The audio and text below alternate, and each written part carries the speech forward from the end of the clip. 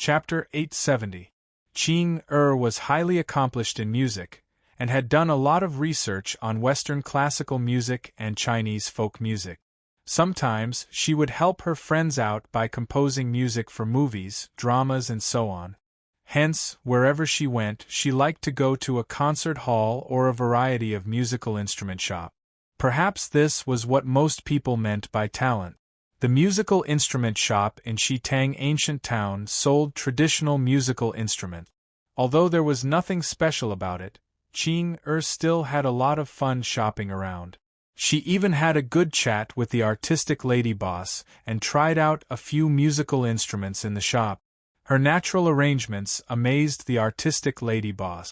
In the end, she naturally chose a few musical instruments and asked the boss to mail them to Shanghai.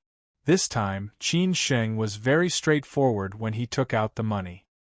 He did not bargain with the artistic lady boss out of boredom.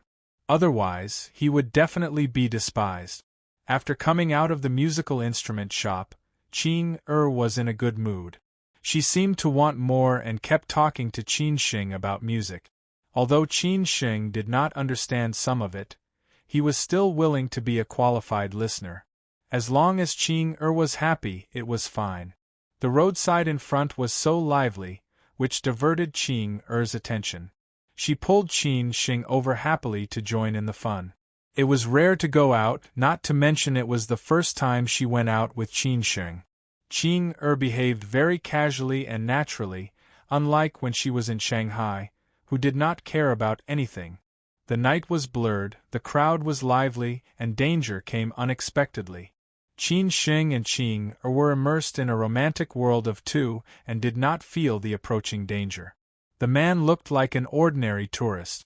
After coming out from the left alley, he laughed and walked towards Qin Sheng and Qing. There seemed to be nothing strange about him. He stopped and walked without any flaws. Qin Sheng did not notice it, not to mention Qing.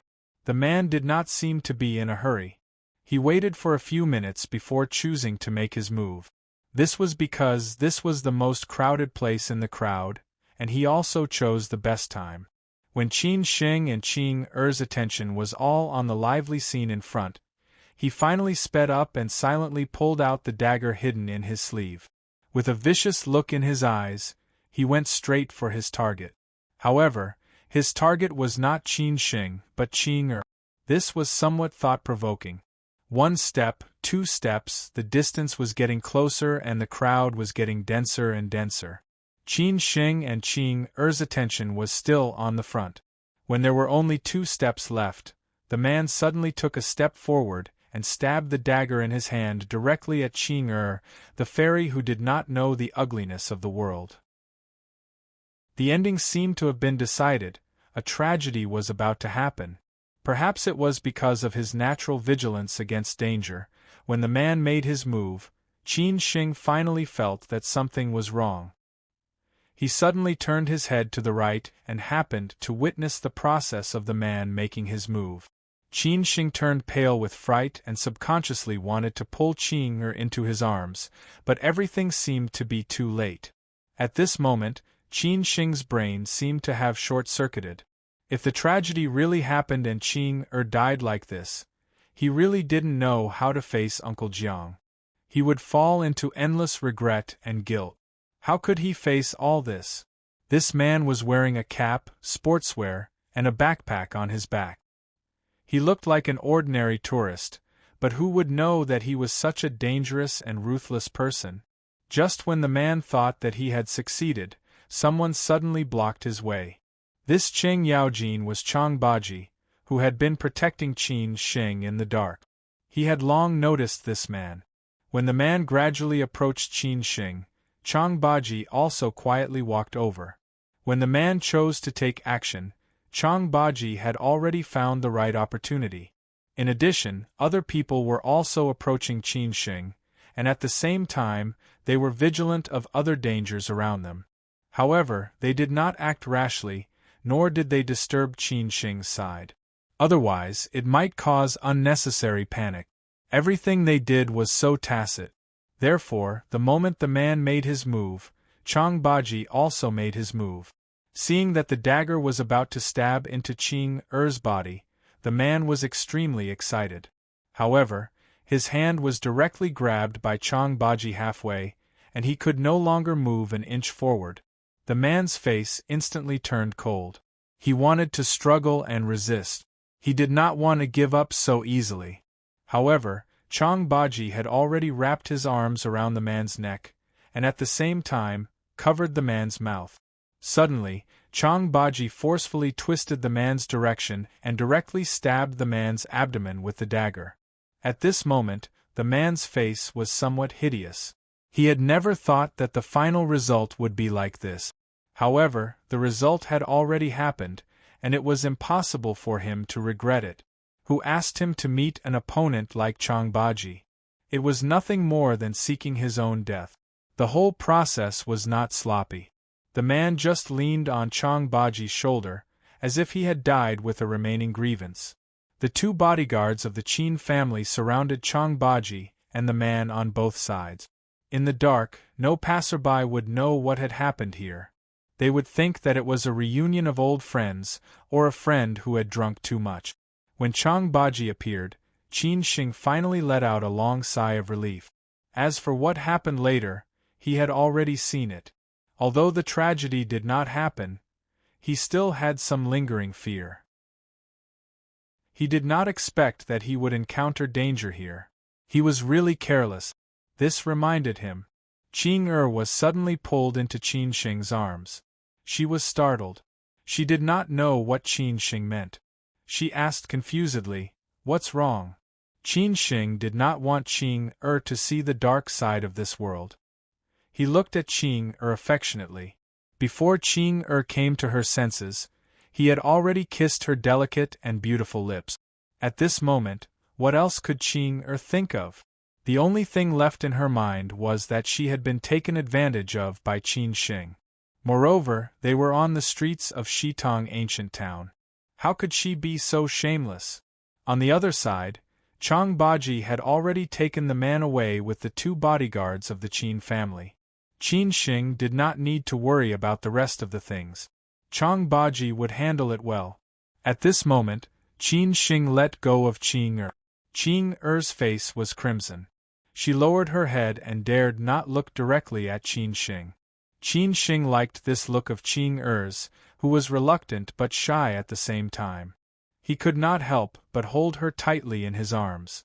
He smiled and said, "Let's go, let's find a place to sit for a while." Qing did not have any opinions of her own. When she chose to go out with Qin Xing, she had already given all the initiative to Qin Xing. Even if Qin Xing sold her out, she would still help Qin Xing count the money. At this moment, she just held Qin Xing's hand tightly and let Qin Xing bring her anywhere. Since there was already danger, there might be other dangers as well. Because no one knew anything about danger, Qin Xing dared not continue to stay here. To them, the more crowded the place was, the more dangerous it would be. On the contrary, a quiet place might be safer. Brother Wu, Ba He and the rest carefully escorted Qin Xing out. It was not until Qin Xing brought Qing away from the crowded street that Brother Wu and the rest were completely relieved. After walking through an old street, Qin Xing chose a bar that was not very crowded. There were only a few people sitting at 2 or 3 tables. The resident singer was a boy who played the guitar. He was playing Qin Xing's favorite folk song. Perhaps it was because of this that Qin Xing chose this place. The boy's voice was not bad. Perhaps it was because he was not experienced enough that he could not express himself perfectly in some songs.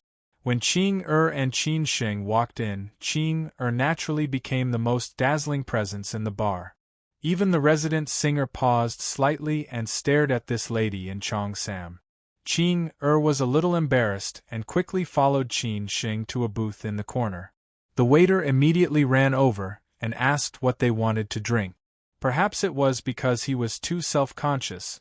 He did not dare to look at Qing directly. Qin Xing casually ordered some snacks, a fruit plate and 2 glasses of cocktails. Because of what happened just now, he was not in a good mood, so he did not have any interest in drinking.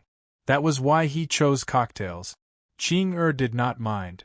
Brother Wu, Ba He and the other 2 bodyguards sat next to him, just enough to protect Qin Sheng and prevent any dangerous people from approaching. Qin Sheng and Ching chatted casually, listening to the resident singer sing a folk song that was relatively popular recently. It was called 3 in the Morning by a certain singer in the cabin of Big Eyes. The lyrics were telling of the joys and sorrows of a love story. Qin Sheng liked it quite well. About 10 minutes later, Chang Baji came back and sat directly next to Qin Sheng. Qin Sheng casually asked, "Is it all settled?" "Yes, don't worry," Chang Baji said in a low voice that only Qin Sheng could hear. Qing focused on the resident singer. When the resident singer saw that a beauty was looking at him, he naturally worked hard to perform. Qin Sheng continued to ask, "Can you find out anything?" "That man is already dead." "It might be a little difficult," Chang Baji frowned. Perhaps it was because it had been too peaceful recently. He did not expect to encounter such danger in Shitong ancient town. He did not know what this signal was. There might be other dangers in the future. Qin Sheng frowned and said, "Then let's check it out first." Chang Baji nodded silently. He had already informed Bao Fan. He knew what Qin Sheng meant even if he did not say it. This time, the accident happened within the sphere of influence in Zhujiang. At present, it was not clear who the people were. If it was only in Zhujiang, it would be easy to handle. If it was in Beijing, it might be a little difficult. Qin Sheng continued to listen to the song and drink. Qing felt the pressure on Qin Sheng, so she deliberately said something interesting to make Qin Sheng not think too much. Of course, Qin Sheng understood Qing intention. He deliberately smiled happily and cooperated. About a few minutes later, a table of men dressed in fancy clothes came to the bar. The 4 of them ordered 24 beers and began to chat loudly. Their voices were loud enough to make people feel disgusted. At first, they did not notice Qin Sheng and Qing because Qin Sheng and Qing were sitting in the corner. After sitting for more than 10 minutes, one of the men noticed Qing and immediately told his friends. Therefore, these men looked at Qing openly. Their eyes were very unscrupulous. Anyone could feel what kind of eyes they were. Qin Sheng could not help but feel a little unhappy. But he did not say anything because he could not stop others. Qing did not care about these things. She had long been used to it. After these men looked at her, they whispered to each other for a while.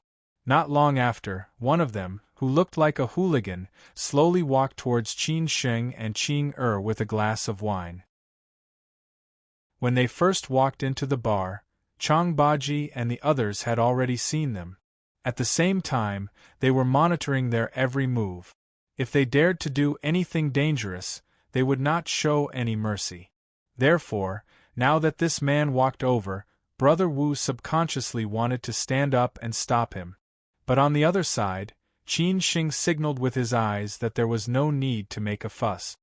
He let this man, who looked like a hooligan, walk over.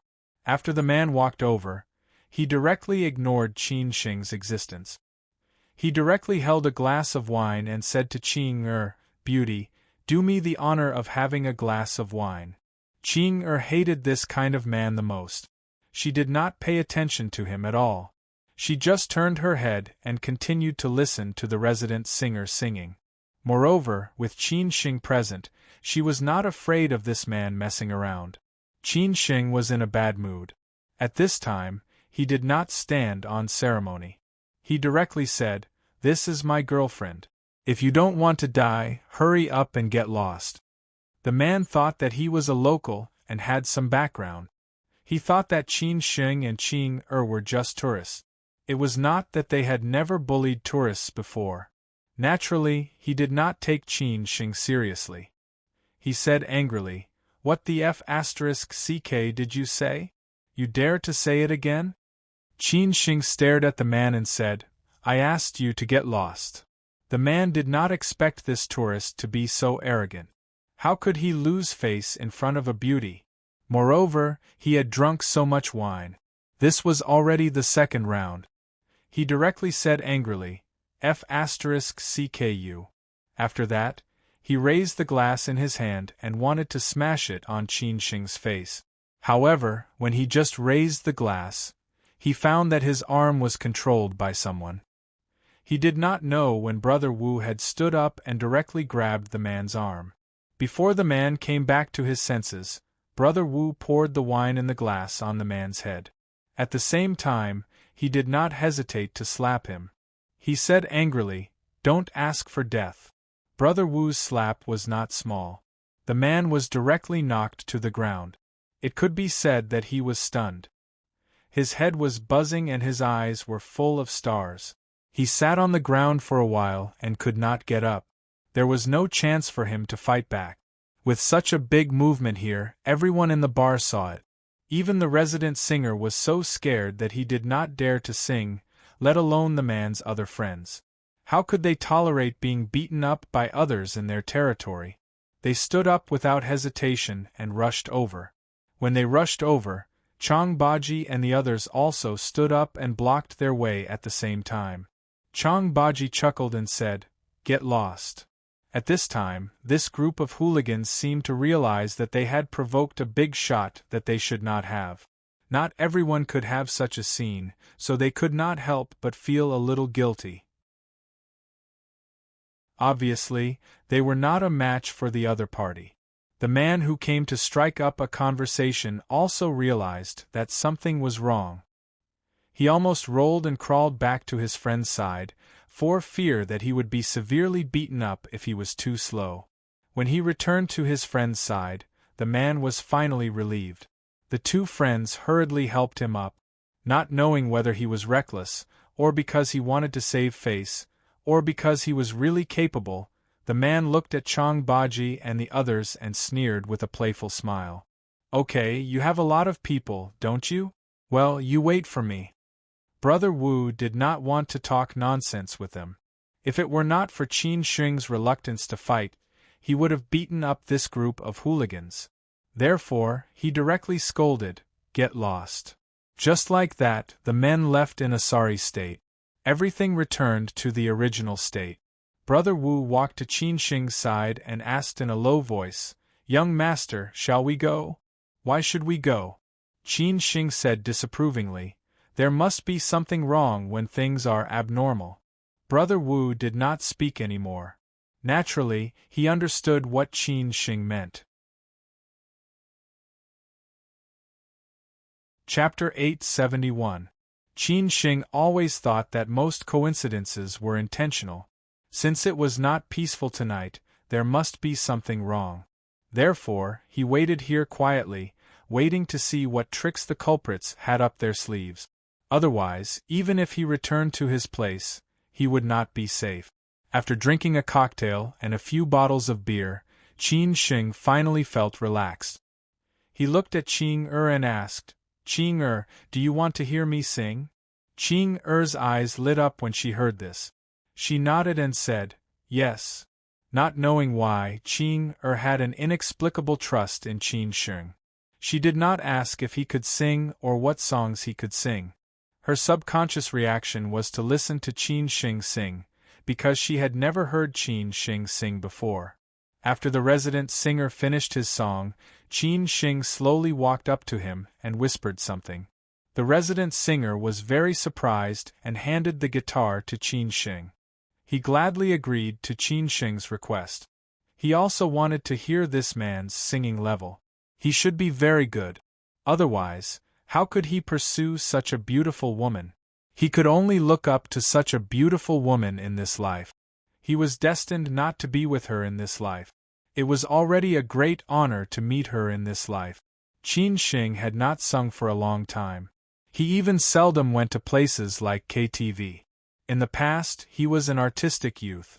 With a guitar and a smoky voice, he attracted many female classmates from high school and college. However, at that time, Qin Shing only loved Su Qin, which made those senior and junior sisters regret it for the rest of their lives. When Qin Shing was holding the guitar and preparing to sing, the bar owner plucked up his courage and walked over. For some reason, he said worriedly, "Brother, I advise you to leave as soon as possible. The person you just offended is not an ordinary person. He has a strong background here. If you don't leave soon, you will be in trouble."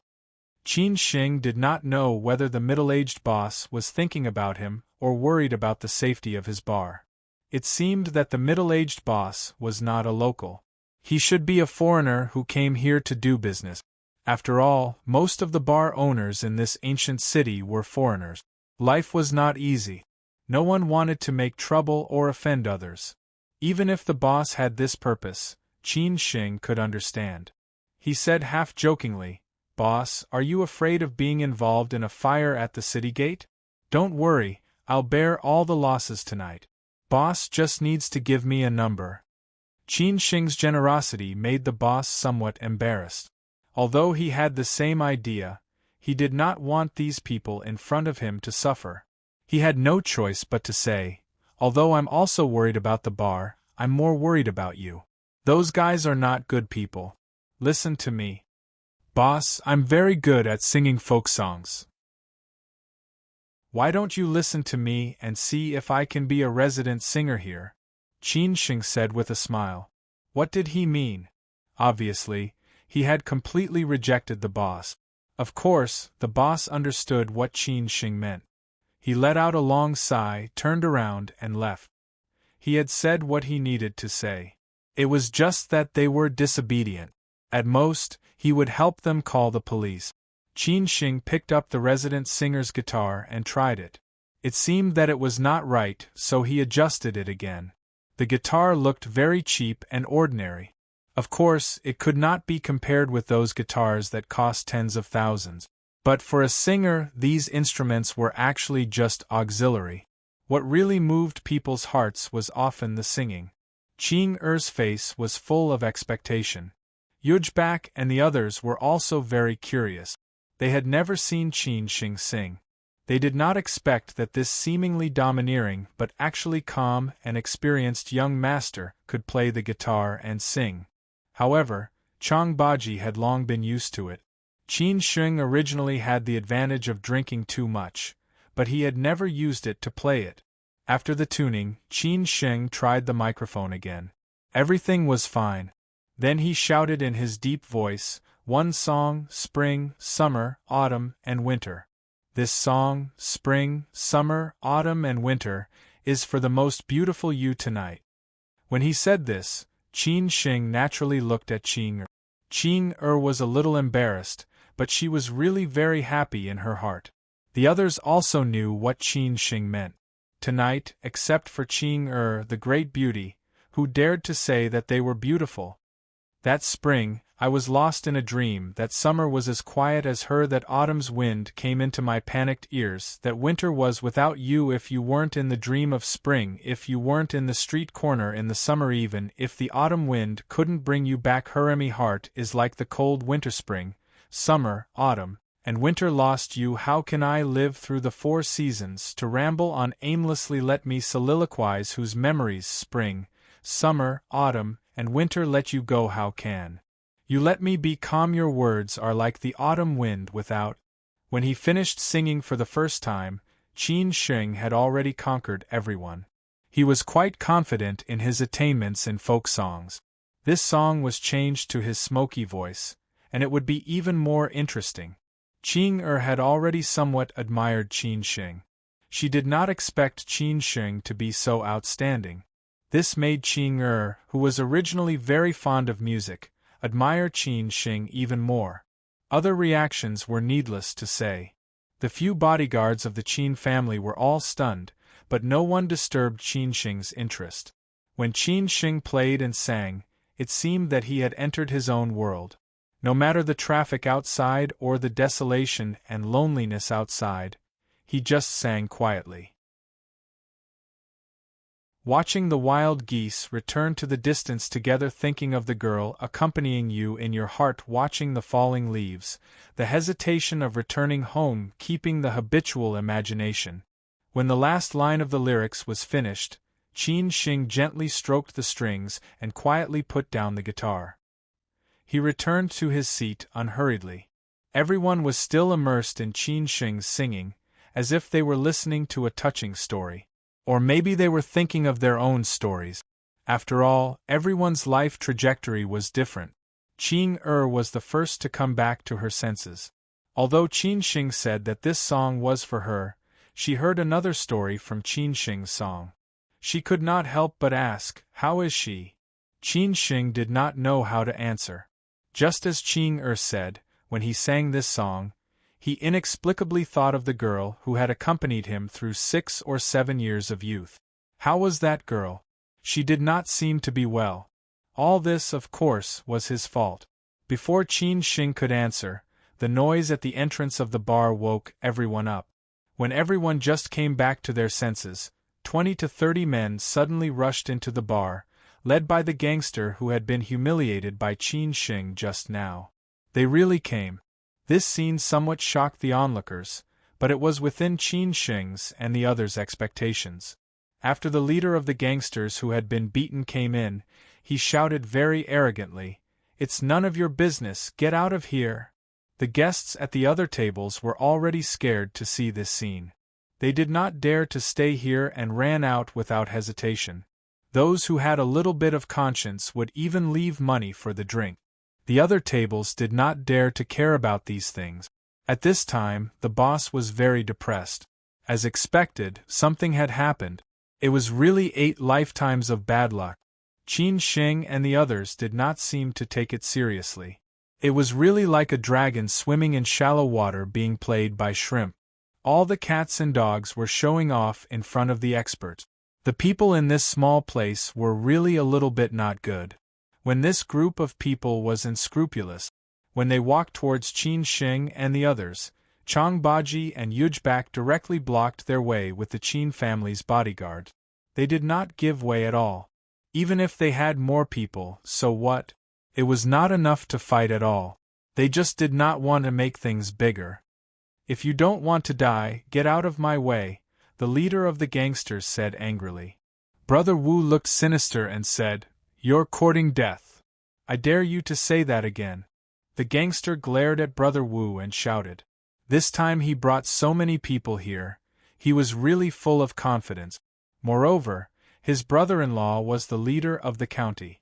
What was there for him to be afraid of? He was not afraid of making things bigger. Anyway, he must vent his anger tonight.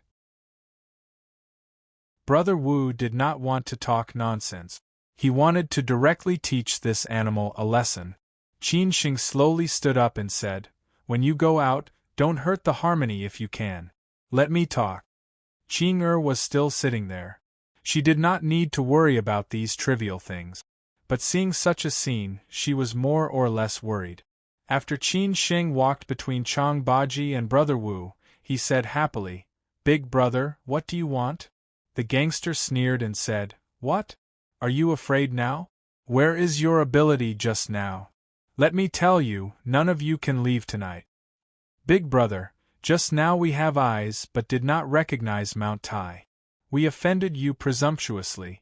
I apologize to you here. What do you want me to do to let us go?" Qin Shing had nothing to do, so he teased the gangster. If the mastermind did not come out, he was afraid that he would not be able to avoid trouble tonight.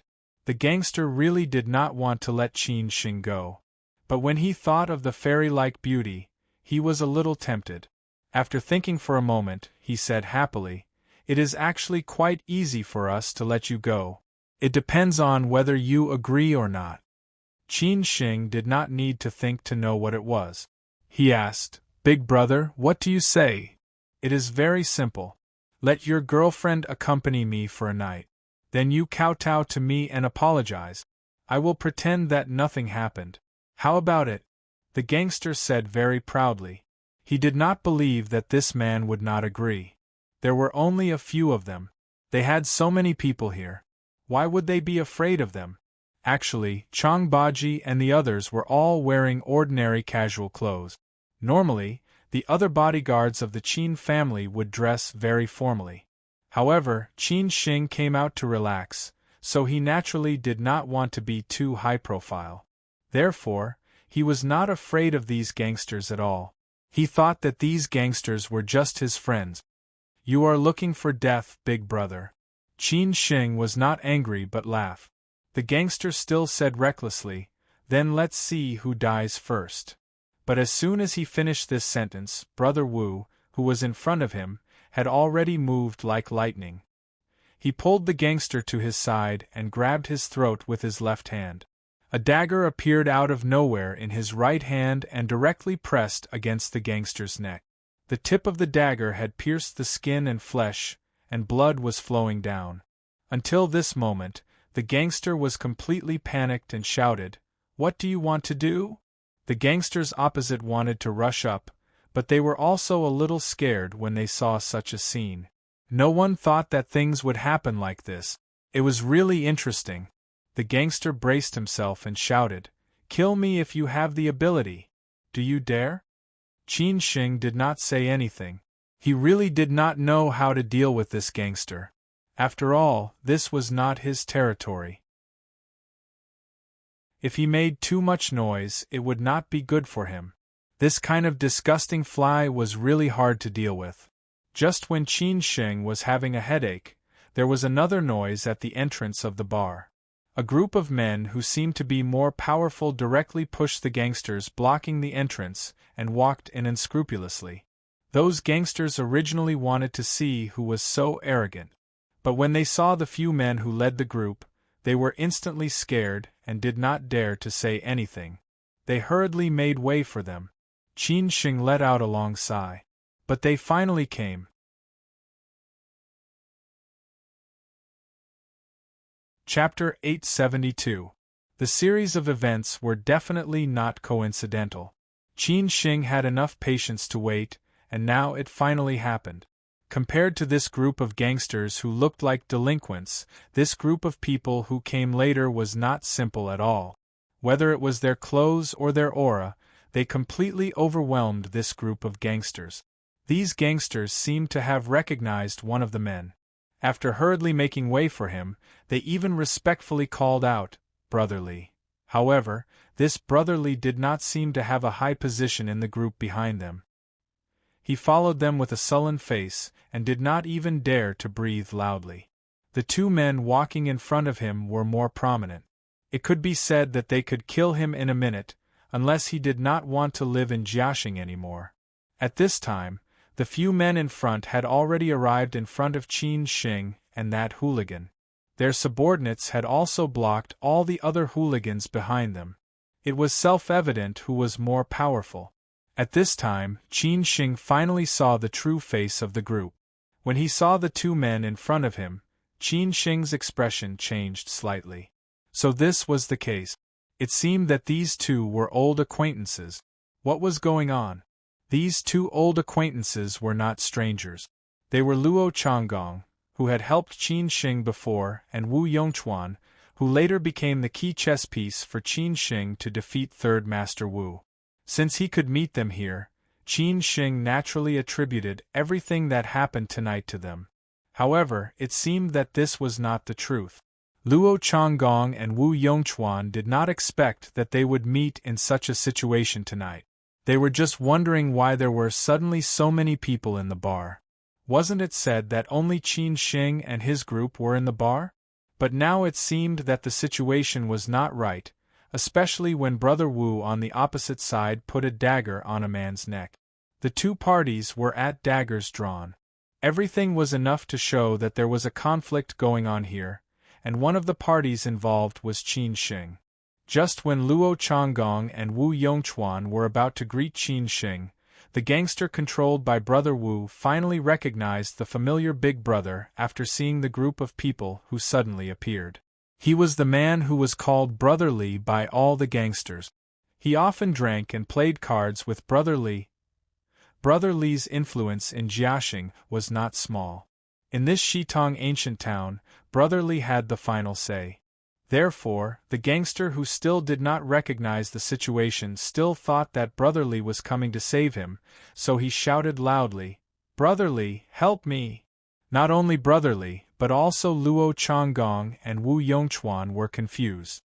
What the hell is going on? Qin Shing really thought that it was Luo Changgong and Wu Yu. He sneered at these two old acquaintances. He said Luo Changgong and Wu Yu. He sneered at the two old and said, "Is he your man?" Translation of Luo Yu Yu. Translation. How could is translation Lian's? How could Brother Qin Shing translation when, even if they had 10 times the courage, they would not dare to go against Qin Shing? Moreover, this time, they had spent a lot of effort to find out that Qin Shing had come to Jiaxing. Then, they immediately rushed over without hesitation, mainly because they hoped that Qin Shing could help them. Wu Yongchuan had roughly guessed what was going on. The gangster opposite them had a conflict with Qin Shing. He thought that he was a local, so he gathered so many gangsters to make trouble. However, he did not expect that he would offend a big shot who should not be offended. In the end, he was directly taken down by Qin Shing's bodyguards. Who would have thought that at this critical moment they would arrive just in time? Brother Li was the person in charge of Shitong, so this gangster naturally knew Brother Li and thought that Brother Li was here to save him. As for what happened between him and Brother Li, Wu Yongchuan was too lazy to know. However, Wu Yongchuan was the real big shot in Jiaxing now, because Haining originally belonged to Jiaxing. After Third Master Wu's death, Wu Yongchuan had taken advantage of the Wu family in Haining and several big families in Haining, and his status and resources in the circle. Now, he had a firm foothold in Haining again. Whoever dared to offend him in Jiaxing was courting death. Therefore, after hearing Qin Shing's words, Wu Yongchuan directly looked at Brother Li expressionlessly and said, "Your people." Brother Li had already figured out what was going on. These two big shots were looking for that group of people. To be able to make these two big shots be so respectful, that group of people had to be very powerful. What was he to them? However, the gangster opposite him had offended these big shots, and now he was implicated. If he did not deal with this in time, he would not be able to survive in Jiaxing in the future. Who dared to go against Wu Yongchuan, who was from the Wu family in Haining? Therefore, Brother Li did not shirk his responsibility. He directly took 2 steps forward and shouted, "F***CKU, who the hell are you? How dare you be so arrogant here? I will kill you." Brother Wu seemed to have understood.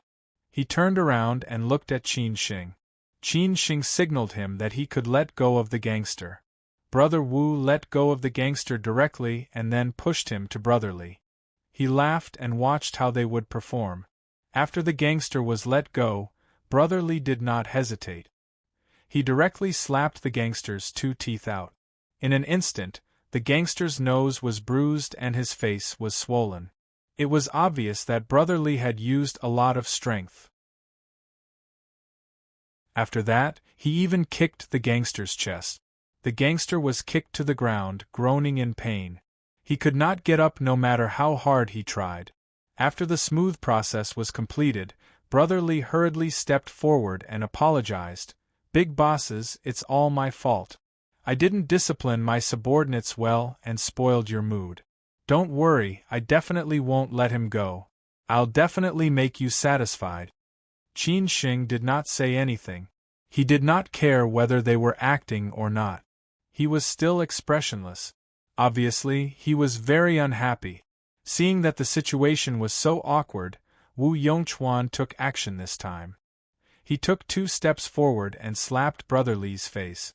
The gangsters behind were dumbfounded.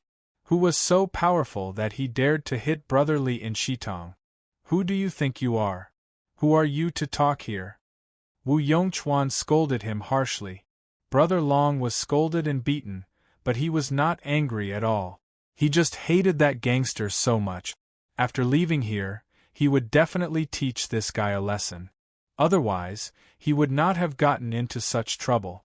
"Brother Wu, you are right. Who do I think I am? It's all my fault," Brother Li replied in fear. Wu Yongchuan did not want to waste time on this stupid thing. He directly ordered, "Take this piece of trash away. I don't need to teach you how to deal with this, right?" Brotherly wanted to leave here as soon as possible. He was afraid that something bad would happen again. When he heard Wu Yongchuan's order, he felt relieved. He immediately asked his men to take the gangster away. After that, he apologized to Qin Sheng and the others and left. Seeing that Brotherly had left, those gangsters did not dare to stay. They left in a hurry, afraid that they would be beaten up next. After Brotherly left with everyone, Wu Yongchuan and Luo Changgong felt a little relieved.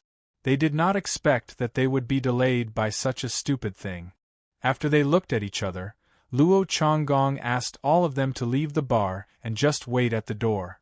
Wu Yongchuan looked at the boss of the bar, who was scared by the scene, and said in a low voice, "Boss, we have booked the whole bar tonight." The boss, who thought that something big would happen, nodded submissively. However, when he looked at Qin Sheng again, he was more respectful and curious. What was the background of this young man? Even Brotherly, who was well known in Shitong, was not a big deal. After everything was done, Luo Changgong finally had the face to face Qin Sheng. He looked at Qin Sheng and said politely, "Master Qin, I haven't seen you for a long time. Sorry to trouble you tonight." Wu Yongchuan also said in a hurry, I did not expect that this kind of thing would happen in Jiaxing. I am really ashamed to see you. I hope that I did not disturb you. I apologize here." Qin Sheng had already asked Chang Baji and others to leave. He looked at Luo Changgong and Wu Yongchuan and said happily, "You too, what are you doing?" Luo Changgong and Wu Yongchuan were a little embarrassed. They guessed that Qin Sheng might think that what happened tonight had something to do with them. It was not easy for them to explain. Luo Changgong could only say, "Master Qin, can we sit down and talk?" Qin Sheng did not refuse. He casually found a seat and asked the boss to serve several bottles of beer and a fruit plate. After that, he quietly waited for Luo Changgong and Wu Yongchuan to speak. Luo Changgong asked directly, "Master Qin, do you think that what happened tonight was done by us deliberately?" Qin Sheng asked back, "Is it not? Master Qin, do you think that it is necessary for us to do this?" Wu Yongchuan frowned and said, "If Qin Sheng really thought that it was them, it would not be easy for them to deal with this matter." Qin Sheng frowned and said, "I really don't know whether you are pretending or you really don't know about this matter. Before this group of gangsters made trouble, I almost died on the street of Shitong ancient town. Jiaxing is Boss Wu's territory. You showed up so coincidentally. Who should I suspect?" "What? Master Qin, how could such a thing happen?" Wu Yongchuan was a little shocked.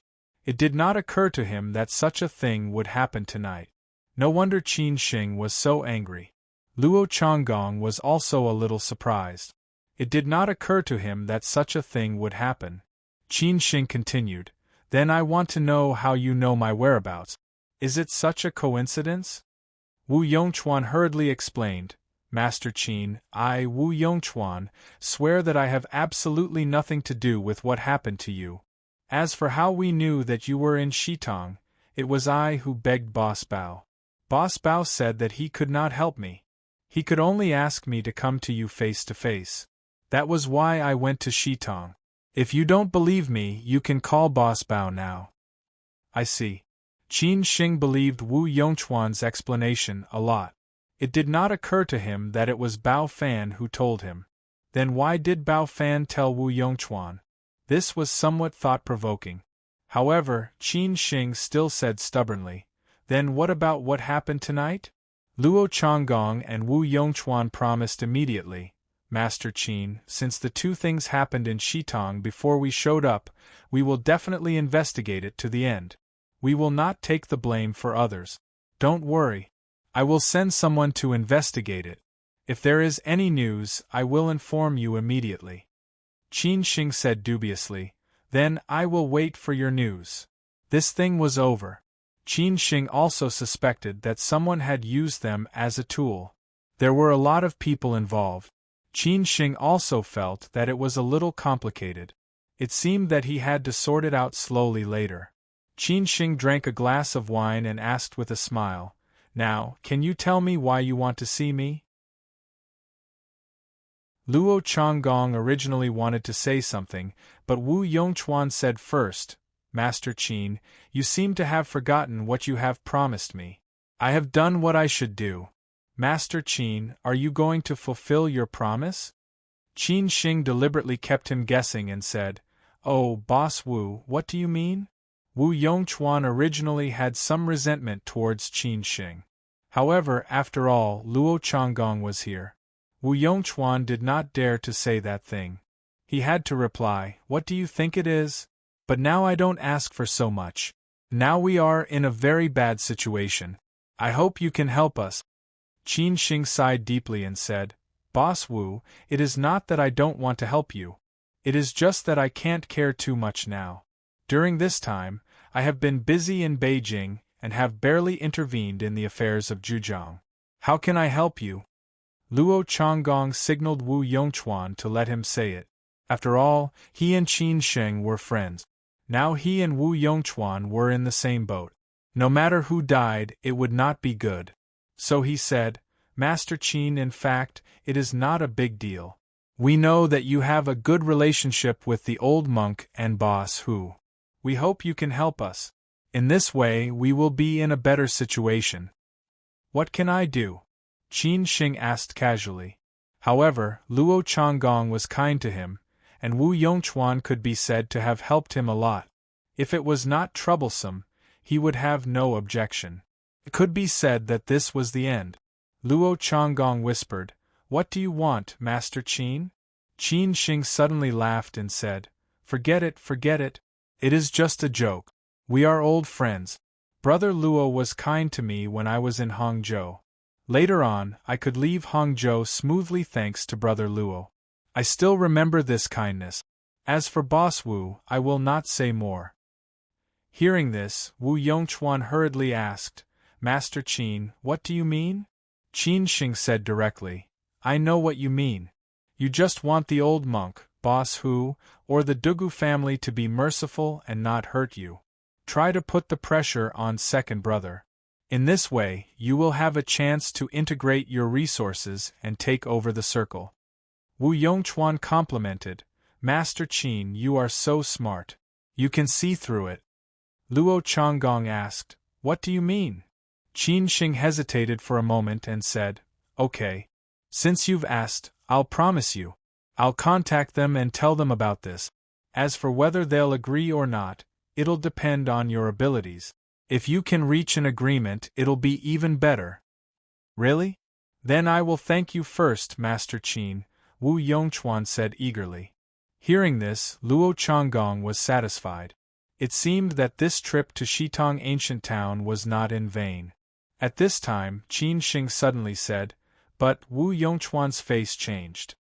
He was afraid that Qin Shing would change his mind. He hurriedly said, "But what?" Qin Shing laughed and said, "Nothing. I just have 2 requests." "What are they?" "Master Qin, as long as we can do it, even 10 requests will do," Luo Changgong said while controlling his emotions. Qin Shing nodded silently and said, "Nothing. First, I hope you can investigate what happened tonight. Second, when I need your help one day, don't turn your back on me." Luo Changgong and Wu Yongchuan were still wondering what kind of request it would be. They had been mentally prepared. They did not expect it to be so simple. They hurriedly said, "Oh, Master Qin, don't worry. We will not let you down." Qin Shing picked up the wine glass happily and said, "Then, happy cooperation. Happy cooperation." When Luo Changgong and Wu Yongchuan left the bar with their subordinates, all the troubles were finally over. Before they left, they did not forget to pay the reservation fee. The bar owner's daily income was only a few thousand yuan. Tonight, it was 10 times more. He did not expect that the bad thing would become a good thing. He was so happy that he could not close his mouth. He almost said to Qin Shing, "Master, come again next time." As for Qin Shing, he was really tired to deal with these trivial matters. He did not stay for too long and directly left with Qin Er.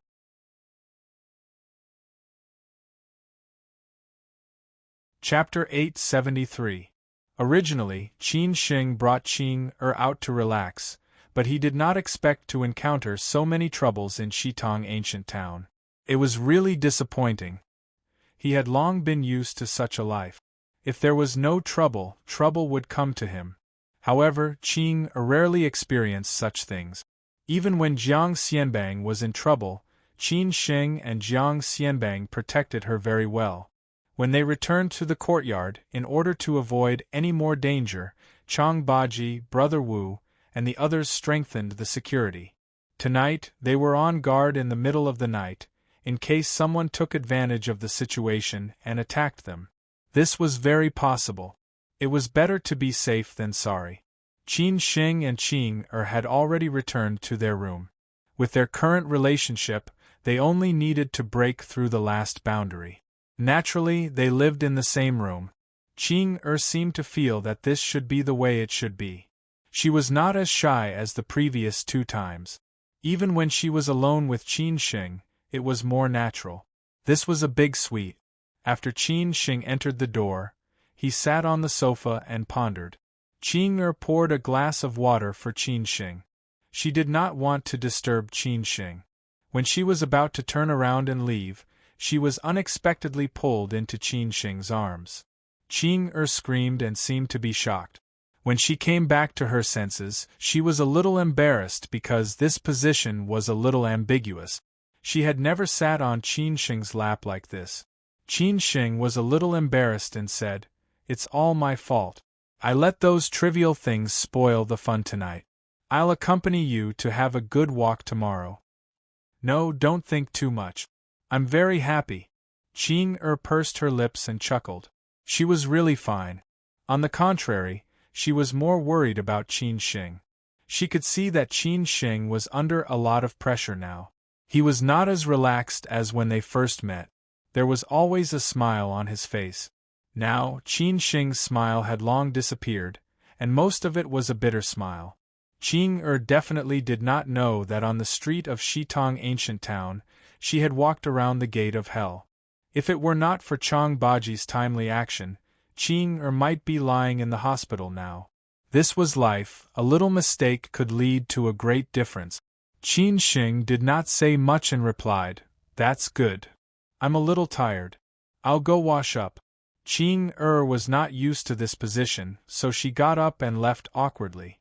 Qin Shing liked Qing shy look, which gave him the feeling of training a beauty.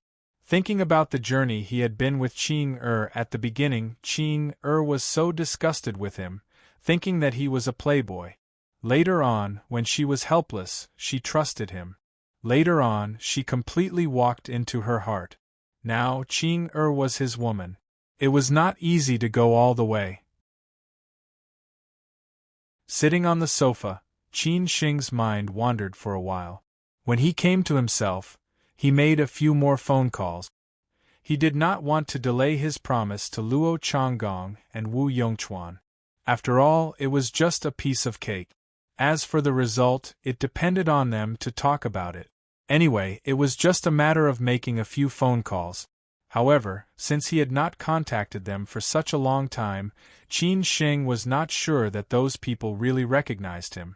Fortunately, after making a few phone calls, those people were still quite respectful to him. Needless to say, the old monk still hoped that Qin Shing could protect his precious grandson in the future. After all, he did not have much time left. During this period, Qin Shing had no time to care about some things that they had done in the past. The Dugu family was also okay. They were all profitable to Qin Shing. Moreover, they had been busy recently, so they did not seem to be very interested in the time-sharing cake feast. In the end, it was Boss Hu's turn. Although the Wei clan was still involved, Boss Hu only said that he would negotiate with them. As for the outcome, it would depend on the other party's sincerity. Qin Shing could not be bothered to get involved. He would let them do whatever they wanted. When Qin Shing finished making the phone calls, Qing happened to push open the door of the bathroom. She, who had just taken a bath and was only wearing a bathrobe, looked like a lotus flower coming out of the water. Qin Shing was directly stunned when he saw her. Inexplicably, there was a bath fire in his heart. He could not help but want to conquer Qing. Apparently, Qing felt Qin Sheng's unscrupulous look. However, she had long been prepared. Therefore, she did not avoid Qin Sheng's look. She just walked to the bedside shyly. Qin Sheng was afraid that he could not control himself anymore, so he walked into the bathroom in a hurry. He wanted to take a bath first to calm himself down. Otherwise, he would really scare Qing. After Qin Sheng walked into the bathroom, Qing let out a long sigh of relief. However, she secretly covered her mouth and giggled. It turned out that Qin Sheng could also be so embarrassed. However, she was a little happy in her heart. Which woman did not want the man she liked to like her? If a woman was not attracted to a man at all, she would be such a failure. Qing already knew what would happen tonight. For the first 2 times, she was a little worried. However, after getting used to Qin Sheng, she did not need to worry about anything anymore. Because her heart had already belonged to Qin Sheng, let alone her body. Therefore, after Qing made up her mind, she directly took off the bathrobe and got into the quilt, waiting for Qin Sheng quietly. 10 minutes later, Qin Sheng finally came out of the bathroom. He only wrapped himself in a bath towel. He slowly walked to the bedside and sat on the bedside carefully. He found that Qing had already fallen asleep. Qin Sheng really did not know whether he should laugh or cry. He did not know whether Qing was really asleep or pretending to be asleep. Moreover, he had experienced so many things today. Even he was a little tired, let alone Qing. Qin Sheng took off the bath towel and got into the quilt. He called softly in Qing ear, Qing. Qing did not say anything, but her eyelashes were slightly trembling. Qin Sheng felt a little funny. This girl must be pretending to be asleep. Qin Sheng's guess was right. How could Qing fall asleep at this time? When she heard the bathroom door open, she hurriedly pretended to be asleep. Although she had long been mentally prepared, when this moment really came, she still felt a little uneasy. After all, she was a woman who had not experienced the affairs of the world. Therefore, when Qin Sheng walked over step by step and finally whispered in her ear, Qing heart was already thumping non-stop. She could no longer pretend to be asleep. At this time, Qin Sheng deliberately said, "Alas, you are asleep. Then I will sleep too." In fact, he was just saying it. He did not really turn over and fall asleep. Hearing this, Qing no longer wanted to pretend to be asleep. She and Qin Sheng spent more time apart.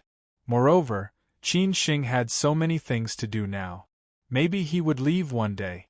She did not know when the next opportunity to be alone like this would come. Therefore, Qing hurriedly opened her eyes and was ready to say something. However, when Qing opened her eyes, Qin Sheng did not give her any chance and kissed her directly. Qing was stunned. She was only left with the feeling of being taken advantage of by Qin Sheng. When she came to her senses, Qin Sheng's tongue had already penetrated her. Qing did not think about anything anymore. Let everything be like this. Unknowingly, it started to rain outside the window. The house that should have been peaceful was not peaceful at all. A certain fairy was experiencing what she should be experiencing. The fairy had finally fallen to the mortal world, and the young girl would eventually become a young woman. Wasn't that the case for everyone? Unknowingly, everything quietly ended, just like it did not know when it started. The next day, when Qin Sheng opened his eyes, it was already 10 o'clock in the morning. After feeling the warmth in his arms, Qin Sheng recalled the story last night. However, he was not too crazy.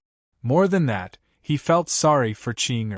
When this woman handed everything to him, Qin Sheng had already made up his mind that he would never let her down in this life. Qin Sheng gently kissed Qing on her forehead. Then he quietly got out of bed to wash up. Only then did he realize that it was already raining outside. He was still thinking about such a scene yesterday. Today, God gave him face. It was a pity that he could not go out today. After all, Qing had experienced something last night. Today she should have a good rest. When Qin Shing came out of the shower, Qing had already woken up. She was leaning against the headboard in a daze. He did not know what she was thinking about. Qin Shing slowly walked over and asked, Qing, why don't you sleep a little longer? Qing's face was a little red, but her eyes were very gentle as she looked at Qin Shing. Then she naturally hugged Qin Shing and leaned her head on his chest. She squinted her eyes and felt Qin Shing's heartbeat without saying anything. Just like that, Qin Shing's heart had already melted. Are you hungry? You take a shower first. Let's go to eat breakfast. Qin Shing gently stroked Qing's smooth back and said softly. Qing softly replied, then she released Qin Shing and wanted to get off the bed. However, she felt a little uncomfortable and could not help but frown. Of course, Qin Shing knew what was going on. Seeing Qing's appearance, he almost could not help but laugh out loud. Qing seemed to feel Qin Shing's laughter. She somewhat angrily stared at Qin Shing. That expression was extremely cute.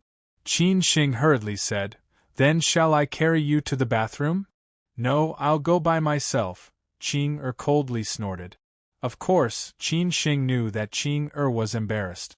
After making sure that Qing could move by herself, Qin Shing said that he would wait for her outside and then directly left. When Qin Shing changed his clothes and walked out of the room, Chang Baji and the others had already gotten up. They had also had breakfast and found that Qin Shing did not get up early today. They roughly guessed something. After all, they were all experienced people, so they asked the kitchen to prepare breakfast at any time.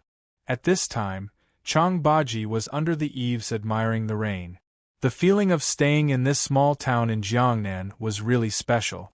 Qin Shing was about to go over and chat with Chang Baji, but suddenly he received a call from his sister. He did not take it seriously at first. After all, during this period of time, the two of them had been calling each other frequently. However, when he heard from his sister that she and her aunt had returned to Beijing last night, Qin Shing's expression changed instantly.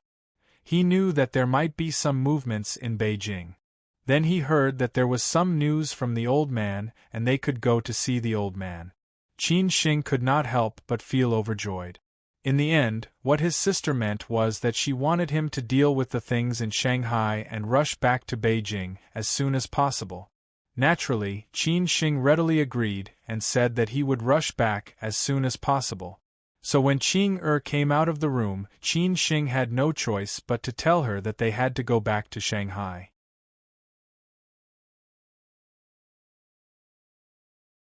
Chapter 874. It had been a long time since the Qin family's case, so Qin Shing guessed that there would be news at the end of September or at the end of the year. He had lowered his expectation. After all, many things could be delayed for 1 or 2 years. He did not expect that before the first 10 days of August, there would be news from Beijing, which was totally unexpected. As a result, his trip to Shitong, which was supposed to stay for a few more days with Qing came to an abrupt end. Qin Shing felt somewhat embarrassed. Moreover, Qing had become his woman last night. He was afraid that she would be unhappy if he came and went in such a hurry, so he comforted her on the way back. Qing naturally knew that Qin Shing cared about her. She did not feel wronged or dissatisfied. She also knew that if it was not a very important matter, Qin Shing would not be in such a hurry to go back to Shanghai. She was not a stingy woman. On the contrary, she would be very generous in these things. She could understand Qin Shing's helplessness, so she comforted him on the way back. Qing fell asleep in Qin Shing's arms after she stopped worrying about these trivial matters. After all, she had sacrificed too much last night and had not had a good rest. Moreover, the weather was gloomy and rainy, which made people sleepy. Qin Shing had informed Chang Baji to make arrangements for trivial matters and asked Lin Su to pack up her luggage. He also informed Bao Fan. Qin Shing still had some things to handle. The last thing he did was to say goodbye to his grandmother again. Qin Sheng did not know what reason he had to make up, but his small aunt said that she would also go there to say something to him. It was already afternoon when they arrived in Shanghai. Qin Sheng sent Qing back to Middle Huaihai Road. Jiang Xianbang heard that they came back early and knew that something might have happened. He had been waiting in the old foreign-style house for a long time. Qin Sheng held Qing Er's hand and walked into the foreign-style house. Jiang Xianbang saw Qing walking unnaturally and guessed what might have happened. He looked at them with a smile without saying anything. Qing seemed a little embarrassed. After saying goodbye, she went back to her room to rest. Jiang Xianbang did not ask anything but said directly, Qin Sheng, Qing is really in my hands from now on. Don't let me down. Qin Sheng was smart enough to understand what Uncle Jiang meant. He replied, Uncle Jiang, don't worry. Qing is my woman. I'll take good care of her. Jiang Xianbang nodded silently. Even before he knew Qin Sheng's identity, he admired Qin Sheng very much. At that time, he even wanted to matchmake Qing and Qin Sheng. So what if Qin Sheng was poor? After all, Jiang Xianbang's family was extremely wealthy. Moreover, he didn't even have a child. Wouldn't this money be left for Qing and Qin Sheng in the end? Therefore, Jiang Xianbang didn't care about these things. Later, Qin Sheng became the heir of the Qin family, which was extremely wealthy. Jiang Xianbang, on the contrary, had some concerns. He was afraid that Qin Sheng would let Qing down and that Qing would be wronged in the end. Who knew that after going through so many things, their relationship had improved by leaps and bounds. At this time, Jiang Xianbang could not control it anymore, so he let Qing be free. He stopped thinking about these things. These were the choices of the young people. Whether they would be happy or unhappy in the future, memories or regrets, it was their own business. Why did you come back in such a hurry? Did something happen? Jiang Xianbang asked with concern. Qin Sheng did not deny it and answered truthfully, I'm going back to Beijing. When? Jiang Xianbang was surprised. Qin Sheng said thoughtfully, tonight. When will you come back? Jiang Xianbang continued to ask. Qin Sheng shook his head directly and said, I don't know. Jiang Xianbang was thoughtful. It seemed that it must be the matter of the Qin family. He did not ask anything more. He patted Qin Sheng's shoulder gently and said, I wish you a smooth trip. I will take good care of Qing. Go and say goodbye to her. I won't waste your time. Qin Sheng and Jiang Xianbang did not need to talk too much nonsense. They knew a lot of things in their hearts. Could everything really go smoothly? Qin Sheng let out a long sigh and nodded. Then he went upstairs to find Qing. In the bedroom, Qing was sitting on the balcony in a daze. The misty rain in the old city of Shanghai was like a rich lady living in a boudoir, always full of endless sorrow and hidden bitterness. Hearing the sound of the door opening, Qing quietly turned around.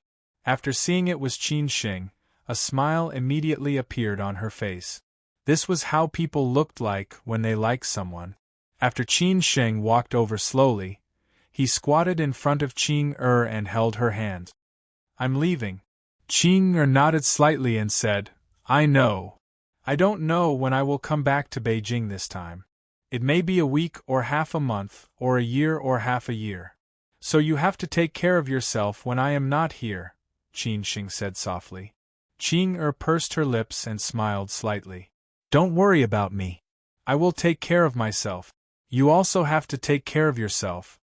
However, if things go well in Beijing and you are not busy, you can also come to Beijing to find me. If you miss me, call me or send me a message. You are my woman. Don't worry too much. Qin Sheng continued to say. He knew that Qing was different from other women. Qing murmured, okay. After Qin Sheng got up, they hugged and kissed goodbye.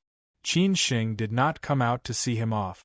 It seemed that parting on such a gloomy rainy day would only make people more sad. However, after hearing the sound of the car engine outside, she could not help running to the balcony, and watching Qin Sheng leave.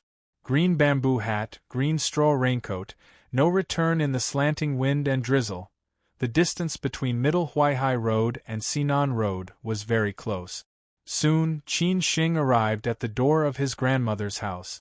Qin Sheng asked Chang Baji and others to wait outside. He walked into the old foreign-style house alone. His small aunt's car was parked in the yard. Obviously, his small aunt had arrived. Qin Sheng walked into the living room. His small aunt was chatting with the old lady. The old lady was very happy to see Qin Sheng. She had not seen her grandson for several days and seemed to miss him. Qin Sheng sat there and chatted with the old lady. After half an hour, Qin Sheng told her the purpose of this trip. "Grandma, I have something to tell you. I will go back to Beijing tonight. During this period I may be busy in Beijing. I will come back to see you after I finish my work," Qin Sheng said uneasily. Hearing this, the smile on the old lady's face gradually disappeared. She said unhappily, Ran, that girl hasn't come to see me for a long time. Now you have to go back. You can all go. Just leave me here." At this moment, the old lady was like a child, which made people laugh. No wonder people always said that old children were old children. Zhu Qingwen said, "Mom, Sheng is busy with his career. Didn't you say before that a man can't come to this world for nothing? He has to make some achievements." Qin Sheng's eyes lit up. Qin Sheng also said in a hurry, "Grandma, I will be away for a while. If you miss me, I can come back to see you at any time. Anyway, it is very convenient to travel by plane and high-speed train." Hearing this, the old lady was satisfied. She stopped muttering and happily talked about the past of the Zhu family. After the old lady went to rest, Zhu Qingwen said goodbye to the housekeeper and took Qin Sheng to the yard. They were not in a hurry to leave. They sat on the bench in the yard. Zhu Qingwen said meaningfully, "After you go back, no matter what you do, you have to plan before you act. Think about all kinds of possibilities. People are evil, especially when it comes to interest." Qin Sheng said in a low voice, "Small aunt, I know. As long as I can see the old man, I think a lot of things will change," first uncle said. Although he would not come back, he could give him advice at any time. Zhu Qingwen hesitated for a while and said, "If you have time, talk to your uncle. Your uncle may not help you because of his identity, but he may have better suggestions, right?" Zhu Qingwen said to Qin Sheng. It was impossible for Zhu Weiguo to take the initiative. Qin Sheng was not willing to go to Zhu Weiguo because of what had happened before. But after all, Zhu Weiguo was his uncle. He could not keep running away from him. Moreover, Zhu Weiguo cared about his nephew and niece. Hearing this, Qin Sheng gritted his teeth and said, "I will. Then let's go. It's getting late." Zhu Qingwen wanted to say a lot of things, but she swallowed them in the end. She did not know what the final result would be. Who dared to guess it? Qin Sheng left just like that. When he returned to his home in Lujiazui, Lin Su had already packed her luggage and was waiting for him. There was not much communication about the Qin family. Lin Su just silently sent Qin Sheng to the airport. She might not be of much help to Qin Sheng, but she would not drag him down either. She believed that Qin Sheng could handle everything well. Even if the result was really not satisfactory, she would always be by Qin Sheng's side, as long as he needed her. At the airport, Qin Sheng met Bao Fan. They stood by the roadside and smoked. As for Bao Fan, Qin Sheng could only say that he would be in charge of Shanghai. Bao Fan told Qin Sheng not to worry. As long as he was in Shanghai, the Qin family would still be the Qin families. In the end, Qin Sheng reminded him to help keep an eye on the Shenzhen side. He might not have so much energy, but Bao Fan was familiar with that person. If there was really any trouble, Bao Fan might know it earlier than Qin Sheng. In front of the security check, Lin Su was reluctant to let him go. As the saying went, as long as there was a parting, it would be sad. Moreover, Qin Sheng was leaving with pressure and responsibility. When she saw Qin Sheng again, would he look more tired? Lin Su did not want to think about this. She knew what Qin Shing had experienced. Not everyone could bear it. However, what could she do? As Qin Shing said, he had to bear it. If he did not bear it, could he let his sister bear it? In the end, Lin Su just hugged Qin Shing silently and was unwilling to let go. Qin Shing did not know what to say to comfort Qin Shing. He could only let Lin Su hug him like this. After a long time, Lin Su finally let go of Qin Shing. She said very firmly, "Let's go." Qin Shing's eyes were firm as he said, "Okay, I'm leaving." Lin Su watched Qin Shing leave. She was unwilling to look away for a long time. At 10 o'clock in the evening, Qin Shing returned to Beijing successfully. He did not go back to the villa in Xishan. Instead, he directly went back to the Sihiyuan of the Qin family. This seemed to be a message to the outside world. Qin Ran had been waiting for Qin Shing in the Sihiyuan for a long time. After Qin Shing came back and saw Qin Ran did not say too many polite words. She only told Qin Shing that he would go to see the old man tomorrow morning.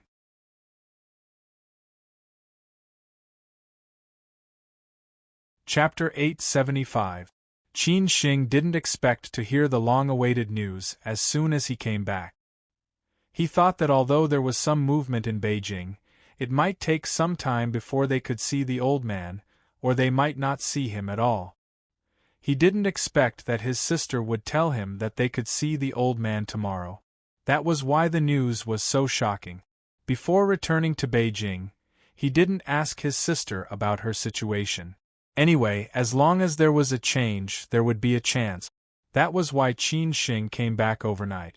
Qin Shing asked in surprise, "Sister, are you sure?" "Yes, Uncle Gongsun and Auntie have contacted each other. The one who can make the decision is a friend of the old man. We can see the old man tomorrow, but the time is very short, only 20 minutes at most. I guess it's someone's initiative." Qin Ran, who was wearing sportswear at home, guessed. She was not a white lotus who knew nothing.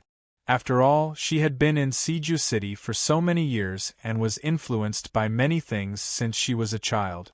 She could guess it as long as she paid attention. Qin Shing squinted and frowned. "Anyway, let's see the old man first. But the tacit understanding that has been peaceful for a long time is likely to be broken. It will happen sooner or later," Qin Ran said casually. Qin Ran was right. Now that the situation had come to this, it was impossible to be in a stalemate. Even if the Qin family was willing to continue to wait, some people above or below were not willing. After all, such a big piece of cake, who wouldn't drool over it? Qin Ran then said, "So, we'd better be careful during this period. Try not to go out if possible. I'm afraid of another accident." "Another accident?" Hearing this, Qin Shing was a little confused. He asked subconsciously, "Sister, is something wrong?"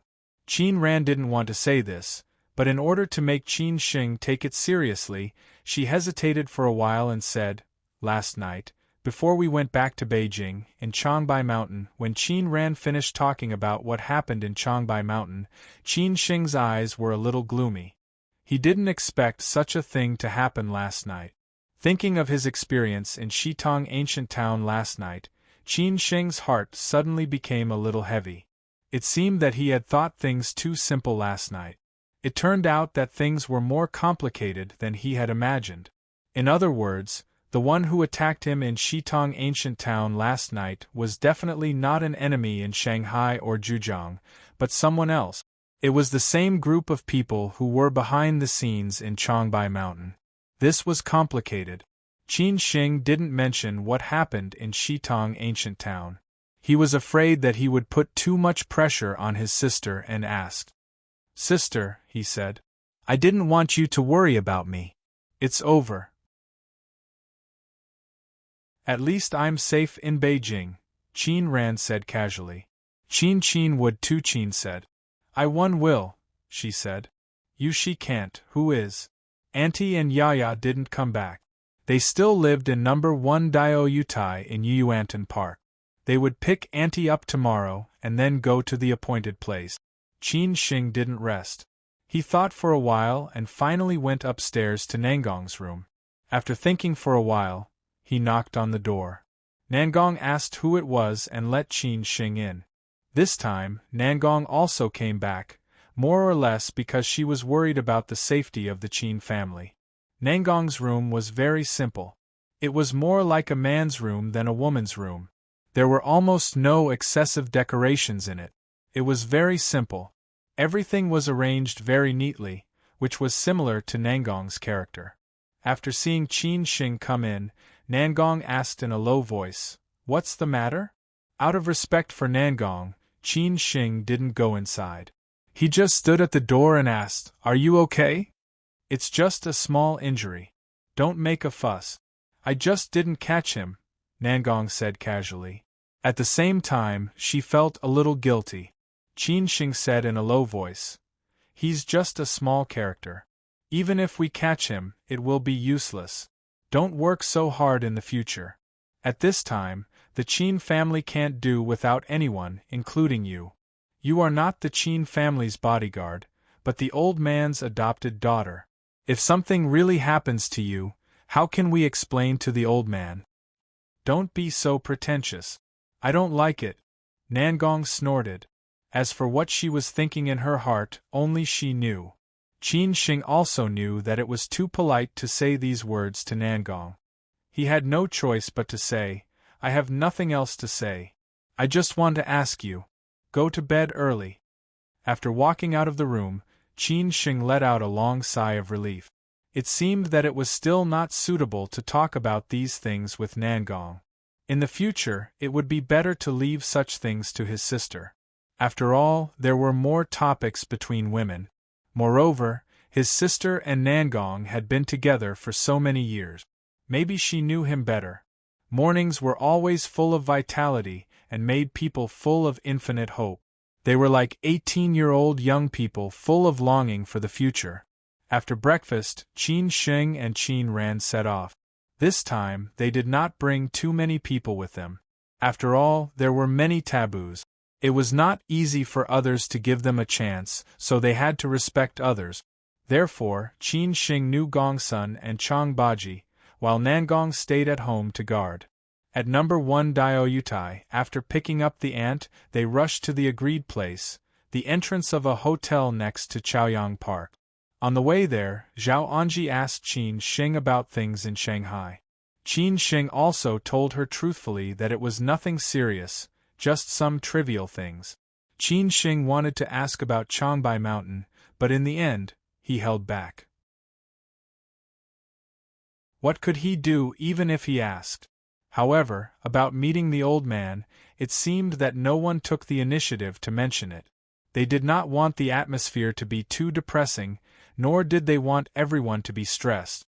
If the old man was willing to ask about these things, they would talk about it when the time came. When they arrived at the entrance of the hotel, there were already 2 Hongqi H7 parked by the roadside. They could not see the license plates, but everyone knew that these 2 Hongqi H7 were definitely not ordinary cars. Nowadays, didn't most of the leaders sit in Hongqi H7? When they stopped the car, a man in a white shirt got out of the Hongqi H7. He looked less than 40 years old. He was serious and calm. He walked directly in front of them and asked in a low voice, "Which one of you is Ms. Zhao?" Zhao Anji said in a low voice, "I am." "Why didn't Lao He come?" "The leader is already waiting there. I will take you there. If there are no other questions, we can go now," the man, who seemed to be of a high rank, said faintly. Zhao Anji did not want to waste time, so she said directly, "Then let's go." Everyone was ready to get in the car. However, when the man saw the Qin family's extravagance, he did not move. Instead, he said expressionlessly, "Ms. Zhao, there are too many of you. I'm afraid this is not possible. The leader said that due to confidentiality requirements, I can only take 2 of you there. So, which 2 of you will go with me?" Qin Ran was surprised and said, "Only 2 people can go?"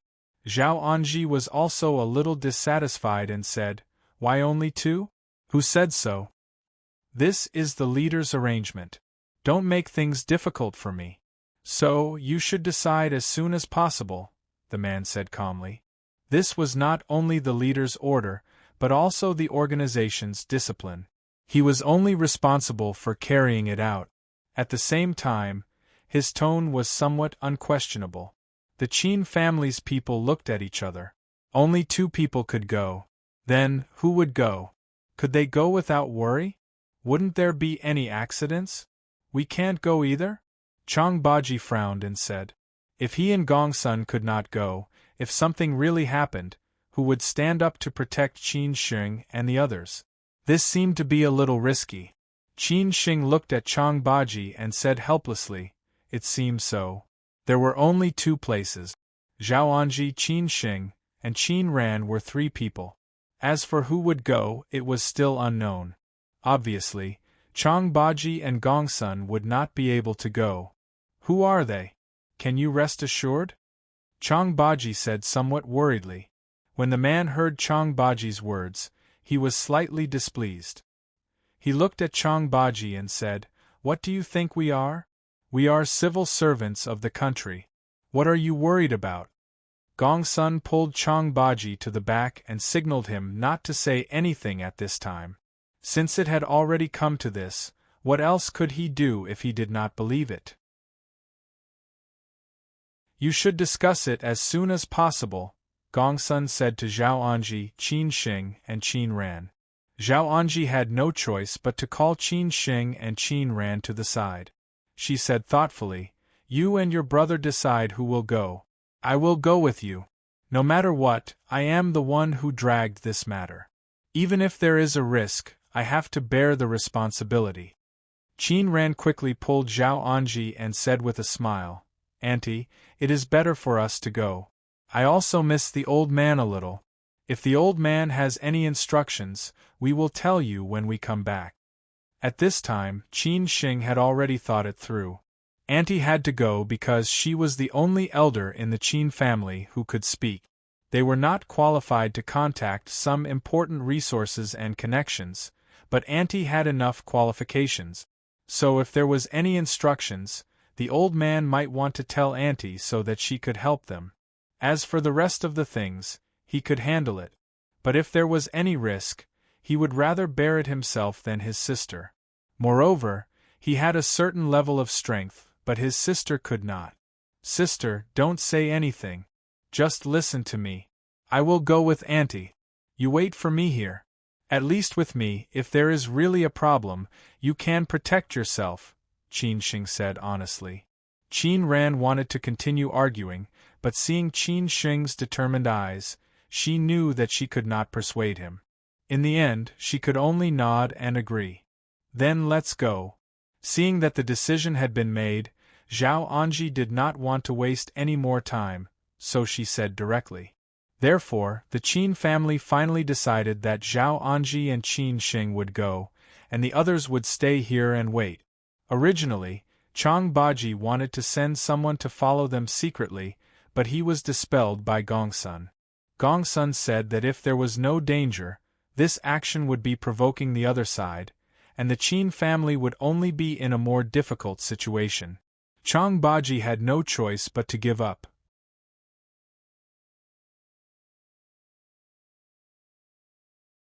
Chapter 876.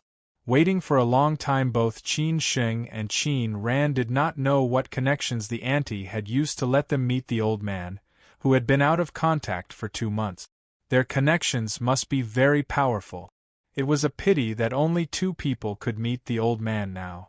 The auntie had to go. Only one of them could go. In the end, Qin Ran gave up this opportunity and gave it to Qin Sheng, because Qin Sheng was the future pillar of the Qin family. The old man might have more things to tell Qin Sheng. Chang Baji was worried, but he could do nothing. He could only sigh and say, Are we really going to wait like this? Qin Ran shook her head and smiled bitterly. What else can we do? Uncle Gongsun also said that if there is no danger, once we are found following them like this, the consequences will be unimaginable. Gongsun said silently, This is Beijing. I don't think it will be so dangerous. Let's wait. Everyone was silent. Given the current situation of the Qin family, they could only do this. When did the Qin family become so embarrassed? It was really like a tiger being bullied by a dog.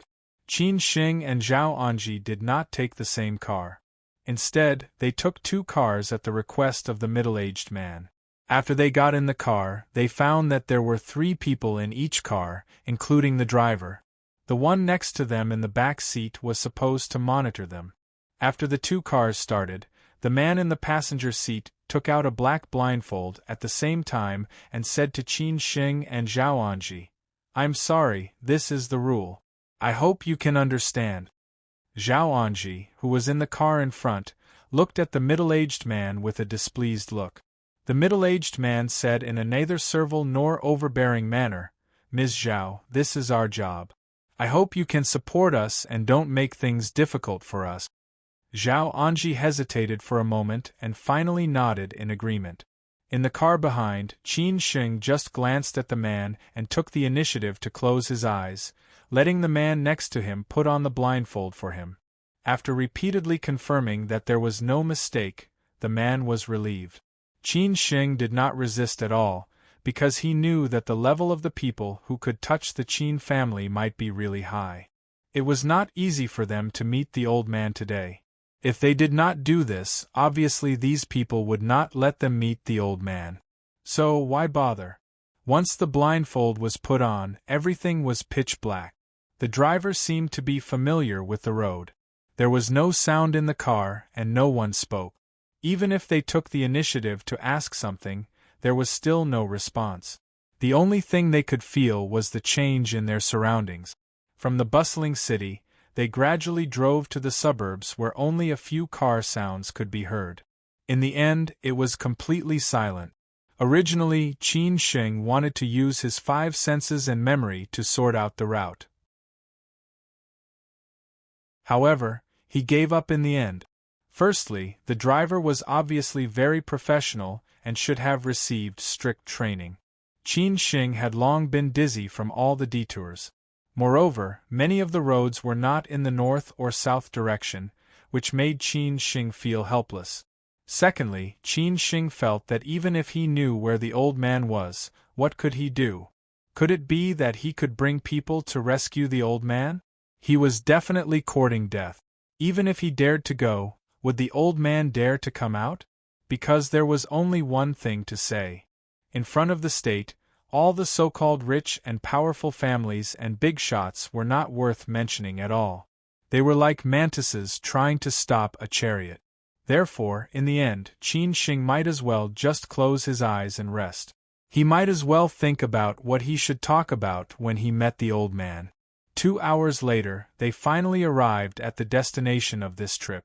Qin Sheng did not know how far it was from the city, but he knew that a long time had passed. He originally wanted to take off the blindfold, but he did not expect to be rejected directly. He was told to continue wearing the blindfold. Qin Sheng had no choice but to cooperate. It was the same for Zhao Anji. After Qin Sheng and Zhao Anji got out of the car, they were supported by the staff next to them and continued to walk forward. They did not know where they were or what the environment was like. They just followed these people and walked forward. Another 10 minutes passed and they were brought into a room. At this time, the staff took off their blindfolds. There were no outsiders in the room. Other than the staff just now, there were only Qin Sheng and Zhao Anji. The lights in the room were not bright. Perhaps it was to take care of them. After all, it was difficult for most ordinary people to quickly adapt to a new environment without being exposed to light for a long time. Not long after, when Qin Sheng and Zhao Anji recovered, the two of them looked at each other and seemed to be unsure. At the same time, they were communicating with their eyes. Could they see the old man today? At this time, the middle-aged man said politely, "You wait here now. He will be here in a while." After saying these words, these people turned and left directly. After hearing the sound of the door closing, Qin Sheng and Zhao Anji felt a little relieved. However, they did not speak. Qin Sheng quietly looked around the room. Simple, extremely simple. The room was not big. It was surrounded by white walls. Other than the 4 cameras, there were no decorations, not even windows. In the end, there was only a table and a few chairs. Judging from the intensity of the light when they opened the door just now, there should be a suite outside. Otherwise, why could they not hear or feel the environment outside? Let's wait, Zhao Anji said casually and waited quietly. Qin Sheng smiled bitterly. This was the only way. After a few more minutes, the room door opened again. Zhao Anji and Qin Sheng subconsciously got up. As soon as they turned around, they saw Qin Chang'an, who had disappeared for 2 months. Only he came in, and there was no one else. After 2 months, Qin Chang'an was like a different person. Qin Sheng and Zhao Anji were directly stunned. After a long time, they came to their senses. Was this the once glorious Master Qin? Was this Qin Chang'an, the red-top businessman known as the best in Sizhou City? Was this the leader of the Chang'an group, known as the domestic capital tycoon? Over the past 2 months, Qin Chang'an seemed to have lost a lot of weight. Even his hair had turned completely white. He looked extremely weary and tired. Even his eyes had lost their former vigor, not to mention the powerful aura that he once had. Was this the current Qin Chang'an? If those outsiders saw him, who wouldn't sigh with emotion? No one knew what Qin Chang'an had gone through in the past 2 months. Even if someone asked Qin Chang'an now, perhaps Qin Chang'an would not tell anyone. However, anyone could guess what had happened. Perhaps there was no physical pain, but the mental torture was the scariest. After seeing Zhao Anji and Qin Sheng, Qin Chang'an was not surprised. Instead, he was a little relieved. After all, they were all his relatives. After not seeing them for 2 months, he still somewhat missed them. Qin Chang'an was dressed very simply, in a white shirt and black trousers. He walked over slowly with a smile on his face. The staff outside had already closed the door. It seemed that they did not want to disturb this family reunion. However, there were 4 cameras around them, staring at the movement inside at all times. If there was any movement, they would rush in immediately. Not to mention that there might be a recording device hidden in the dark. No one knew about this. Although Qin Chang'an was relieved, he did not like such a sad scene. After all, he used to be Qin Chang'an. He said calmly, "Sit down and talk." Qin Chang'an did not have any complaint. He calmly accepted such a result, but he would never be arrested without putting up a fight, because he was Qin Chang'an. It was just that Qin Chang'an did not want to be sad, but Qin Sheng just wanted to make him sad. Qin Chang'an did not expect the old man to change so much, especially the white hair on his head, which was even more shocking. One could imagine how much pressure the old man was carrying on his back. Who could share the burden for him? In the past, when people said that one's hair turned white overnight, Qin Sheng more or less did not believe it. But now, he gradually believed it, because there had been too many examples. The example this time was even more direct. Qin Sheng more or less felt guilty. He thought of how he used to complain about the old man, blaming the old man for making him lose his mother, blaming the old man for letting him drift outside for many years, blaming the old man for not recognizing him even though he had found him long ago, blaming the old man for secretly controlling his life, and many other complaints. Qin Sheng had accumulated them in his heart, so he had never really acknowledged the old man. But it was not until this moment, until he experienced these recent things, that Qin Sheng realized how difficult it was for the old man. Compared with the things the old man had to bear, his complaints were nothing. Moreover, he could more and more understand why the old man did this. If he did not do this, could he really bear these things now? Perhaps he had already been crushed by these pressures. Therefore, at this moment, Qin Sheng could not bear it anymore. He subconsciously shouted, "Dad! Dad?" When Qin Chang'an heard the word "Dad," he stopped in his tracks immediately. It seemed that he did not hear it clearly.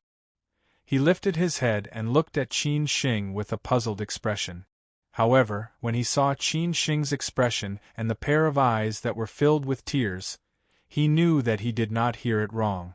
Qin Chang'an had been waiting for this for a long time. What should come finally came. Qin Chang'an had really waited for a long time. For a moment, he even forgot how to respond, and could only look at Qin Shing with a smile. Qin Shing shouted again, "Dad, you have worked hard." Qin Chang'an laughed mockingly at himself. After hearing Qin Shing call him Dad, which he had not heard for a long time, Qin Chang'an felt that all the pressure was not pressure anymore. He had nothing to be afraid of. Let the storm come at him, as long as Qin Shing and Qin Ran were fine.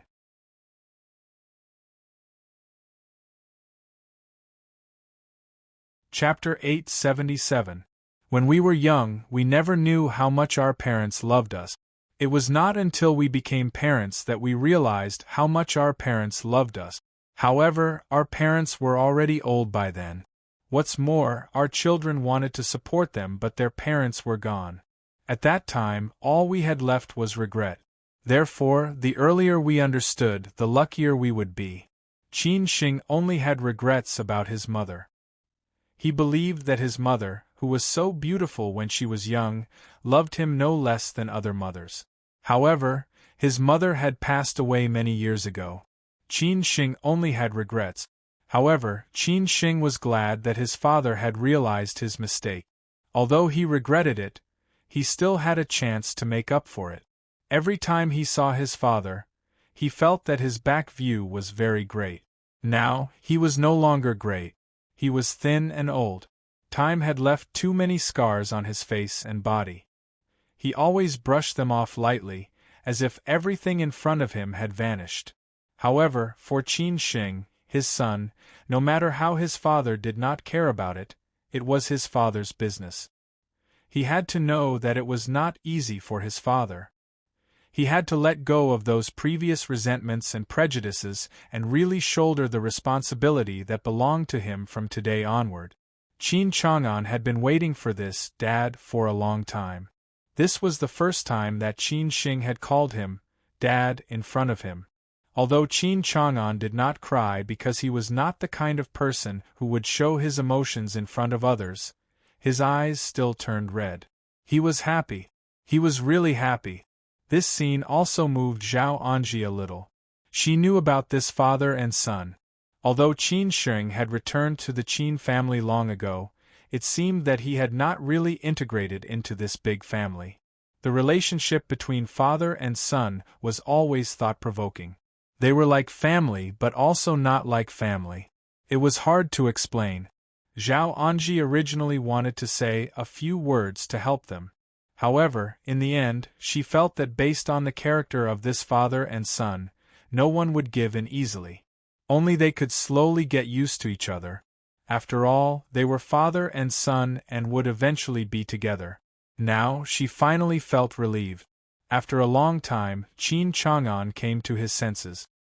He did not show his feelings easily and was not good at expressing them, even at this moment. He slowly walked over, patted Qin Shing's shoulder and said, "Sit." Zhao Anji and Qin Shing sat down again. Qin Chang'an sat opposite them. At this time, he had already recovered to his original state, just like when he had just entered the door. However, his eyes finally recovered some spirit. Qin Chang'an asked first, "Is everything okay at home?" "Everything is fine. You don't have to worry about it. Just take care of yourself," Zhao Anji replied with a smile. Qin Chang'an said gratifyingly, "Sister-in-law, you've worked hard. You've suffered a lot over the years.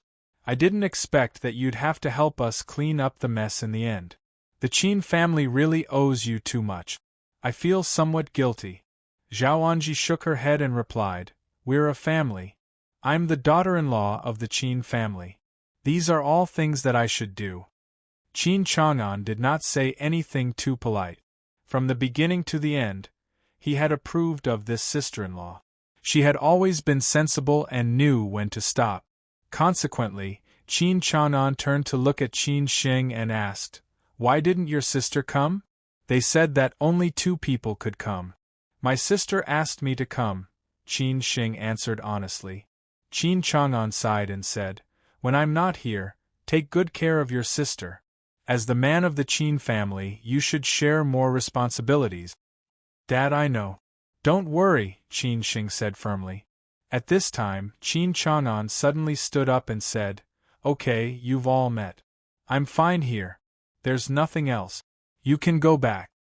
Zhao Anji and Qin Shing looked at each other. What did this mean? They had just arrived and Qin Chang'an wanted to drive them away. Both Zhao Anji and Qin Shing had prepared a lot of things to say on the way. Moreover, given the current situation of the Qin family, they still had a lot of things to ask Qin Chang. Where was An? Dad, don't you have any instructions? Qin Shing asked confusedly. Qin Chang'an smiled and looked up at the camera facing him. He did not know why there was this meeting, nor did he know who arranged it. However, he could guess that there must be someone behind the camera watching him. He did not know who it was, nor did he know how many people there were. He was almost sure that there was definitely a recording device here. Therefore, he had nothing to say. Secondly, now that things had come to this, even if he could say something, it would be useless. Qin Chang'an said bluntly, I don't have any instructions. Let's just let nature take its course. When Qin Chang'an raised his head and looked at the camera, Zhao Anji and Qin Shing seemed to have understood what was going on. Although they felt a little regretful, they had thought that they would talk about something after meeting Qin Chang'an this time. They did not expect the final result to be like this. When Qin Chang'an walked to Qin Shing, he said casually, Chang Sini and Hao Mingyi may go back in 2 days, so you don't have to worry too much about the company. Qin Chang'an dared to say this, which meant that he was not afraid of being heard by anyone. This result was what he wanted. Moreover, someone had taken the initiative to tell him, so it was not a big deal for him to tell Qin Shing. Okay, I'm leaving. You go back early and help me tell Ran that I miss her, Qin Chang'an said softly. His love for Qin Shing might be silent, but his love for Qin Ran was always so direct. After all, a daughter and a son were different after all. Zhao Anji said in a low voice, Chang'an, take care of yourself. Qin Chang'an nodded silently. Seeing that the old man was already a little hunched, Qin Shing felt a little sad and said, Dad, trust me. Qin Chang'an smiled faintly and did not say anything. Zhao Anji and Qin Shing watched Qin Chang'an leave. From the time Qin Chang'an walked in to the time he left, it had only been 5 minutes at most. However, they had prepared for this meeting for more than 2 months. They had even been tossing and turning for 2 hours along the way. However, the final result was like this. It was really a pity. When Qin Chang'an walked to the door, he suddenly stopped. After hesitating for a long time, he turned around and said to Qin Shing, who was confused, Qin Shing, there is nothing that can't be given up. After saying this, Qin Chang'an did not stay any longer. He opened the door directly and left. There was a staff waiting outside, who led Qin Chang'an back to where he was supposed to be with ease. Qin Chang'an just left like this. Zhao Anji and Qin Shing were more or less disappointed. They came in a hurry and left in a hurry. Except for seeing Qin Chang'an, it seemed that they had gained nothing from this meeting. Really nothing? They also did not know. A few minutes later, the staff who brought them here came back, put the blindfold on them again, just like the procedure when they came, and took them away from this place that no one knew where. They got in the car and spent another 2 hours on the road. They returned to the pickup point at Chaoyang Park. Qin Shing fell asleep all the way. Compared to the mental exhaustion, the physical exhaustion was really nothing. After arriving at the destination, the middle-aged man took off the blindfolds for Zhao Anji and Qin Shing again. After Qin Shing and Zhao Anji got out of the car, the middle-aged man said politely, Ms. Zhao, if there's nothing else, we'll take our leave first. They were all following orders. No matter how angry they were, Zhao Anji would not let them vent their anger. If they really wanted to vent their anger, they would vent it on the man who did not show up today. As for why he did not show up, Zhao Anji was too lazy to think about it now. She just said casually, "Thank you." After the middle-aged man and the others left, Zhao Anji looked at Qin Sheng and said, "Haha, after a day of struggle, there is no result. It's ridiculous. I don't know what to say to your sister later." "At least I saw the old man," Qin Sheng comforted the aunt. "I think my sister will understand." Zhao Anji let out a long sigh and said, "I don't know when this matter will come to an end. Your father must be having a hard time in there. I hope everything will go well and everything will go smoothly. I'm old and I'm afraid that no one can withstand such a thing." Qin Sheng was silent. Who didn't want it to end as soon as possible? But these things were not decided by them. Qin Ran and Gongsun Changbaji were waiting for Qin Sheng and Zhao Anji in the hotel. They did not leave. After Qin Sheng made a phone call, they came out in a hurry. After they met, they did not talk much. They directly got in the car and went back to the Qin family's Sihiyuan. Gongsun was driving. Qin Sheng sat in the front passenger seat, while Zhao Anji and Qin Ran were behind. On the way, Qin Ran could not wait to ask about the result. She had been waiting for the news today. There were several times when she almost couldn't wait to call Qin Sheng, but she finally held back. When Qin Sheng finished talking about today's process, Qin Ran was infinitely disappointed. After so much trouble, they finally met for a few minutes, and they did not talk about the important things, which made it hard for her to accept. What made Qin Ran even sadder was that when she heard Qin Sheng talk about the old man's current situation, she could not help but cry. She felt very, very sad and felt extremely sorry for the old man. She wanted to see the old man the next second, but she also knew that it was impossible, so this made Qin Ran feel even more wronged. "Sister, don't be sad. I think there will be another chance. Dad also wants to see you." Qin Sheng quickly comforted his sister. Qin Ran wiped away her tears and was no longer sad. She asked, "What should we do now?" Zhao Anji said meaningfully, "Since there has been a change, I think some people will not be able to control themselves. We can only wait and see. As for the company, your father also said that Chang Sini and Hao Mingyi will come out in 2 days. At that time, even if we want to keep silent, I'm afraid they will not give us a chance." Qin Sheng could not help but ask, "Auntie, what did the old man mean by the last sentence?" Qin Ran was surprised and said, "Nothing can't be given up." Qin Ran was slightly silent. Zhao Anji explained, "It's not the time to give up yet. If it really comes to that, we will naturally give up." The Qin family situation had just taken a turn for the better. Zhao Anji and Qin Sheng suddenly encountered danger in Changbai Mountain and Shitong Ancient Town at the same time. This was too dangerous. Who could get the news first than the Qin family? What did such danger mean to the Qin family? Threatening the Qin family or really taking action against the Qin family? Who was the mastermind behind this? I think Qin Sheng must have thought about Mr. Liu and his group of people. At this moment, Mr. Liu just came out of Baiyun Taoist Temple. He often visited the temples and Taoist temples near Siju City, so he knew many big shots in the religious world. Moreover, his identity was special, so some people deliberately wanted to make friends with him. After Mr. Liu came out, his confidant immediately ran up and said, "Mr. Liu, we lost them." "What are you doing? How could you lose them?" Mr. Liu was a little annoyed.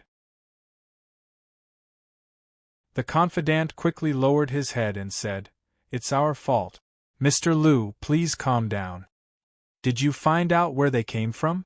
Mr. Liu asked. It was easy for him to check a few cars. However, the confidant's reply made Mr. Liu's heart jump instantly. Because the confidant replied, "They said that it's classified.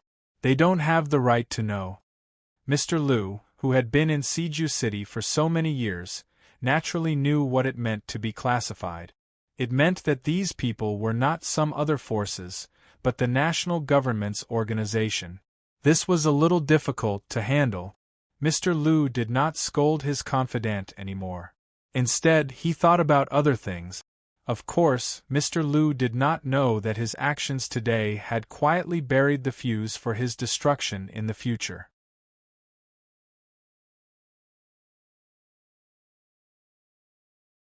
Chapter 878. What if the Qin family used to be allies in the same boat, but now they were on the opposite side? It was really sad. The rise of the Qin family and the wild growth of the Chang'an family were, of course, protected by Mr. Liu, the Su family, the Li family, and other rich and powerful families. Otherwise, no one could be so powerful. In terms of experience, strength, and connections, the Qin clan was definitely no match for the Sixth Lord. Logically speaking, with the Sixth Lord's prestige in Siju City, there was nothing to worry about. However, the situation now was no longer the same as it had been a few years ago. In the past few years, they could naturally be unscrupulous, and it seemed as though no one could do anything to them. The environment was indeed like that. Which of those big shots did not rely on their powerful backgrounds and connections to grow in a barbaric manner? In the end, they had reached the point where they were too big to fall, not to mention the big families behind them. But now the situation had changed. Everything was no longer as easy as before. The corrupt officials were taken down one by one, the big shots were knocked down one by one, and the families collapsed one by one. Everyone began to walk on thin ice and no longer dared to be unscrupulous. Thieves were thieves, and those who stole the country were nobles. The wheel of history rolled forward, and no one could go against the trend. Otherwise, they would only be digging their own grave. As a result, how many allies who were once unbreakable turned against each other, how many big shots who were once glorious were heartlessly abandoned, how many crocodiles who bore the original sin trembled in fear, and how many corrupt officials who filled their own pockets became prisoners. Therefore, what happened to the Qin family was not accidental, but inevitable. What Mr. Liu and the others did was also understandable, because someone had to pay for what had happened in the past. But why was it the Qin family and not themselves? Of course, the Qin family was unwilling. At this time, the Qin family had returned to the Sihiyuan, discussing the next countermeasures. It was said that the Chang'an family had begun to make large-scale personnel changes, as if they were afraid of the Qin family's strong counterattack. The Qin family had different opinions. Zhao Anji wanted to stop this personnel change, while Qin Xing and Qin Ran wanted to wait until Chang Sini and Hao Mingyi came back. At the same time, the middle-aged man who had picked up Zhao Anji and Qin Xing had returned to the unit in Pinganli and was reporting to his direct leader. The leader had said that he would wait there, but he didn't show up. The middle-aged man didn't ask why he didn't show up. After all, the leader was busy every day, and he might be delayed by something. Most of the middle-aged man's hair had turned white, and he was a little bald, but it was not shocking. He was slightly plump, and the shirt he was wearing was quite fitting. His aura was particularly strong, and the middle-aged man did not dare to breathe heavily. Hearing the subordinate's report, the leader's eyes were full of killing intent. "Did you say that someone followed you today?" The middle-aged man answered honestly, "Yes, but we got rid of them in the end. We are currently investigating who they are. Could they be from the Qin family?" The middle-aged man replied, You I Xing and I Zhao I family I you and you I Xing family I and the family." The leader, who used to sit at the same table with Zhao Anji, said loudly, "You are responsible for this.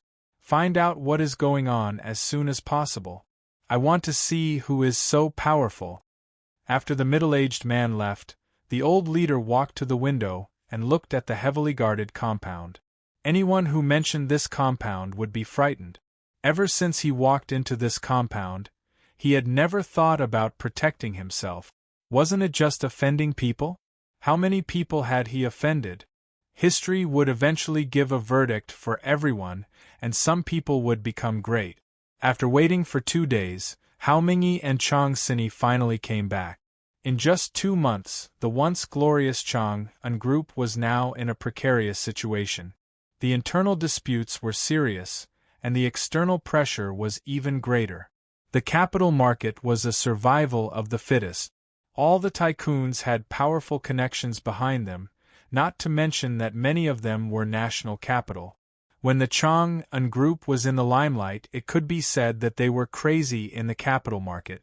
Now that the Chang'an group was in danger, how could others miss such an opportunity? All kinds of tycoons kept appearing and eating away at the Chang'an group's interests. When the Chang'an group was in trouble, they were in urgent need of help. Hao Mingyi and Chang Sini were Qin Chang'an's henchmen. Since Qin Chang'an was taken away for investigation, they were also taken away for investigation. That was why Qin Chang'an's case was getting more and more serious. 3 core executives of the Chang'an group disappeared at the same time. Anyone could guess what was going on. After Hao Mingyi and Chang Sini came back, they comforted their families and went to the Qin family immediately. They didn't even go to the Chang'an group. They knew what was going on without guessing. After they left, the Chang'an group must have been in a mess. The Qin family's family banquet had always been the highest etiquette for guests. It had been like this when Qin Chang'an was still here. Now that he was gone, they naturally had to maintain this custom. Today, they just treated it as a welcome dinner for Hao Mingyi and Chang Sini. In the evening, the Qin family's Sihiyuan, which had been deserted for a long time, finally became lively again. In the past, the Sihiyuan had been crowded with guests. Now it was deserted. People with good eyesight would try to avoid it. The world was so cold. However, all the big families in Siju City had gone through ups and downs. In the dining room, the main guests were seated. Zhao Anji was the senior of the Qin family now, so she naturally sat in the seat of honor that used to belong to Qin Chang'an. Qin Xing and Qin Ran sat on both sides of Zhao Anji. Chang Sini and Hao Mingyi, who were in good spirits, sat opposite to Zhao Anji. The atmosphere at the beginning of the banquet was quite relaxed. Chang Sini and Hao Mingyi had been to the Qin family many times. But now, things were different. The backbone of the Qin family that they were most familiar with was gone, which made them feel a little emotional. Uncle Hao, Aunt Chang, I'm sorry that you have been wronged. Qin Xing took the initiative to raise his glass and toast to Hao Mingyi and Chang Sini. Chang Sini shook her head and said, "It's nothing. I just helped with the investigation. Everything is fine now. You don't have to be so polite." Sini is right. It's nothing. After all, no one wanted it to be like this. Let's see what we can do next. Hao Mingyi let out a long sigh after drinking the wine. The Sihiyuan was brightly lit. Gongsun was busy in the kitchen. After Chang Baji came back, he naturally took charge of the security of the Qin family. He had become the new internal supervisor of the Qin family. Brother Wu and Ba He became his left and right hand. In this way, the pressure on Nangong was reduced and he could recuperate. After the greetings, Qin Xing and the others had learned about the experience of Hao Mingyi and Chang Sini. It was much better than they had imagined. At least they did not suffer any physical pain. Most of them knew whether the relevant transactions of the Chang'an family were illegal or not. If something really happened, it had nothing to do with them. They were just professional managers. The real tycoons were hidden under the water.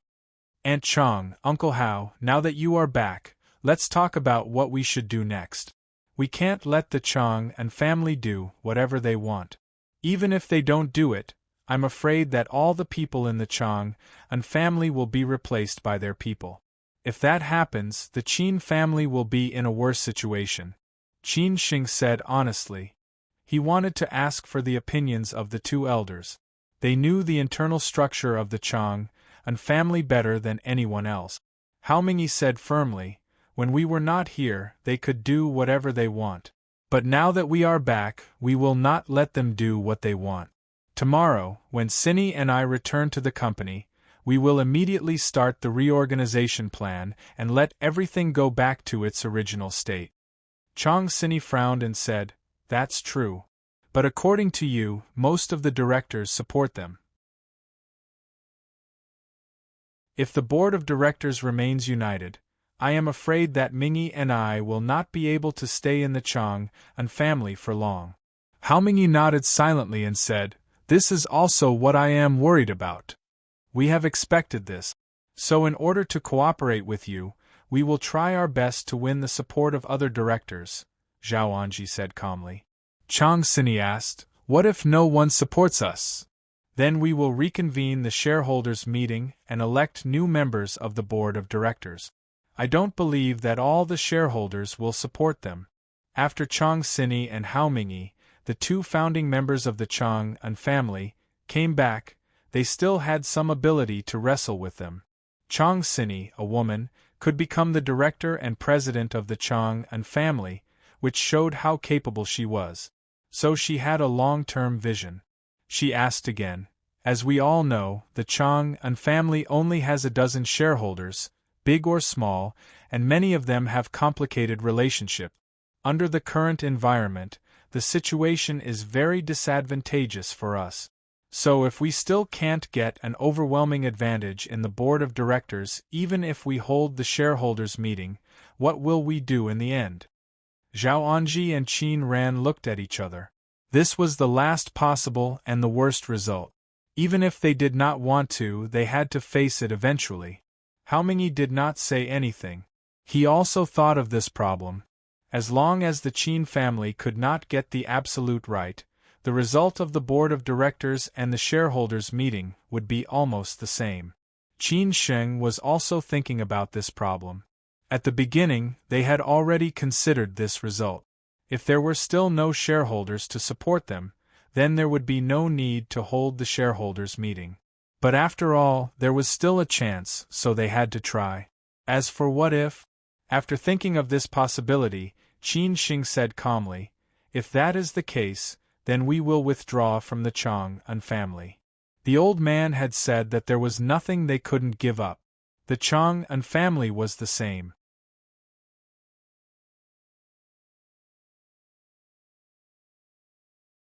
Chapter 879. It was the first time that Qin Sheng had said something like this in front of outsiders. The Qin family would withdraw from the Chang and system, which was not a joke. The assets controlled by the Chang and system were astronomical. If the Qin family withdrew from the Chang and system, it meant that they would give up their interests in the Chang and system. No matter who made such a decision, it would take a lot of courage. Withdraw from the Chang and system? Hao Mingyi and Chang Cinny looked at Qin Sheng in shock. Even Zhao Anji and Qin Ran were extremely surprised. They did not expect that Qin Sheng would really say such a thing. The Chang and system was built by Qin Chang'an himself. After the Qin family withdrew from it, the Chang and system would no longer have the brand of the Qin family. Who wouldn't feel sorry? However, the current situation of the Qin family and the Chang and system made people feel helpless. If they were not forced to do so, who would be willing to make such a decision? Qin Sheng said with certainty, "Yes, if it comes to that, the Qin family will withdraw from the system completely. The Chang and system was built by Master Qin. Isn't it a pity to withdraw from it?" Hao Mingyi asked, gritting his teeth. Qin Sheng refilled Hao Mingyi's glass and said helplessly, "What else can we do? I don't want to do this either. But if we don't withdraw at that time, we will only be beaten. Moreover, we will not withdraw for no reason. There must be an exchange of interest. At the very least, the Qin family's shares in the Chang and system are worth a lot of money. I think someone will be willing to bid for them." After saying this, Qin Sheng paused for a moment and continued, "We have enough capital. As long as we get through this period, it will not be difficult to build another Chang and system. At that time, the new Chang and system will only belong to our Qin family." This was Qin Sheng's wishful thinking.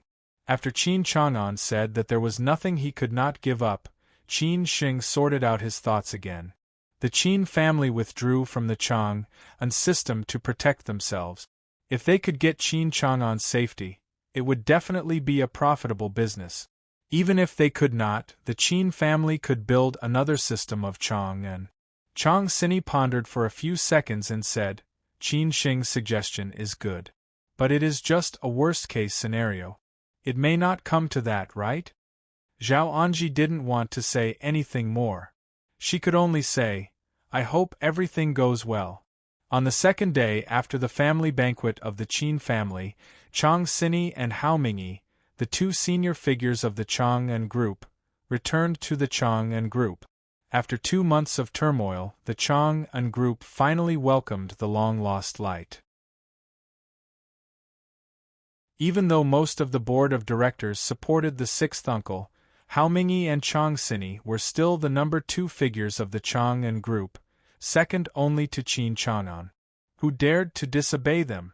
Therefore, when the Qin family was not in the Chang'an department, Chang Sini and Hao Mingyi overturned many of the arrangements made by the sixth uncle, especially the appointment of personnel. Hao Mingyi and Chang Sini were very decisive. Otherwise, how could they have been in charge of the Chang'an department for so many years?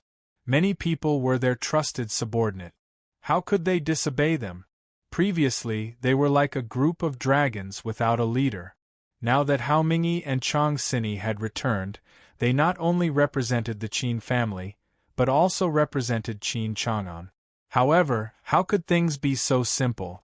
When the sixth uncle heard the news, he was extremely angry. Today, the sixth uncle and the Su family were discussing something. They were going to sell the shares of a listed real estate company owned by the Chang'an Group, which was one of the top 10 real estate companies in the country. The Chang'an Group owned nearly 20% of the shares, which was the largest shareholder. However, the Chang'an Group had never interfered with the management of the real estate company in recent years. It was purely financial investment. Now, someone wanted to be the actual controller of the real estate company, so he came to the sixth uncle. The two parties reached a corresponding exchange of interests, so the sixth uncle decided to transfer the shares to the other party. However, this matter was not that simple. The sixth uncle could not make the decision alone, and the Qin family would never agree. Therefore, the Li family and the Su family were more important. The Li family had agreed, and now it was up to the Su family. Hao Mingyi and Chang Sini are too arrogant. Do they really think that I dare not do anything to them because they are the senior figures of the Chang'an Group? The sixth uncle said angrily. Su Xingwei waved his hand to let the trusted subordinate of the sixth uncle leave. He looked at the sixth uncle and said, Mr. Sixth, the Qin family is already in a bad situation. I don't think Chang Sini and Hao Mingyi are so stupid. Moreover, we have treated them well over these years. Do you need me to talk to them? Su Xingwei's father also chuckled and said, Sixth uncle, let Xingwei go. He can handle this matter. After the sixth uncle heard that, he did not agree immediately. Instead, he made a decision after careful consideration. I'm going to find some candidates to change the management of the Chang'an Group. Su, do you have any suitable candidates? I will also inform the Li family and Ziyuan. As for the distribution, we will discuss it in detail. Su Xingwei's father frowned and said, Sixth uncle, isn't this a little too much? The sixth uncle said disapprovingly, Cut the Gordian knot with a knife. If we don't get rid of the Qin family's influence completely, they will definitely become our stumbling block in the future. Su Xingwei looked at his father.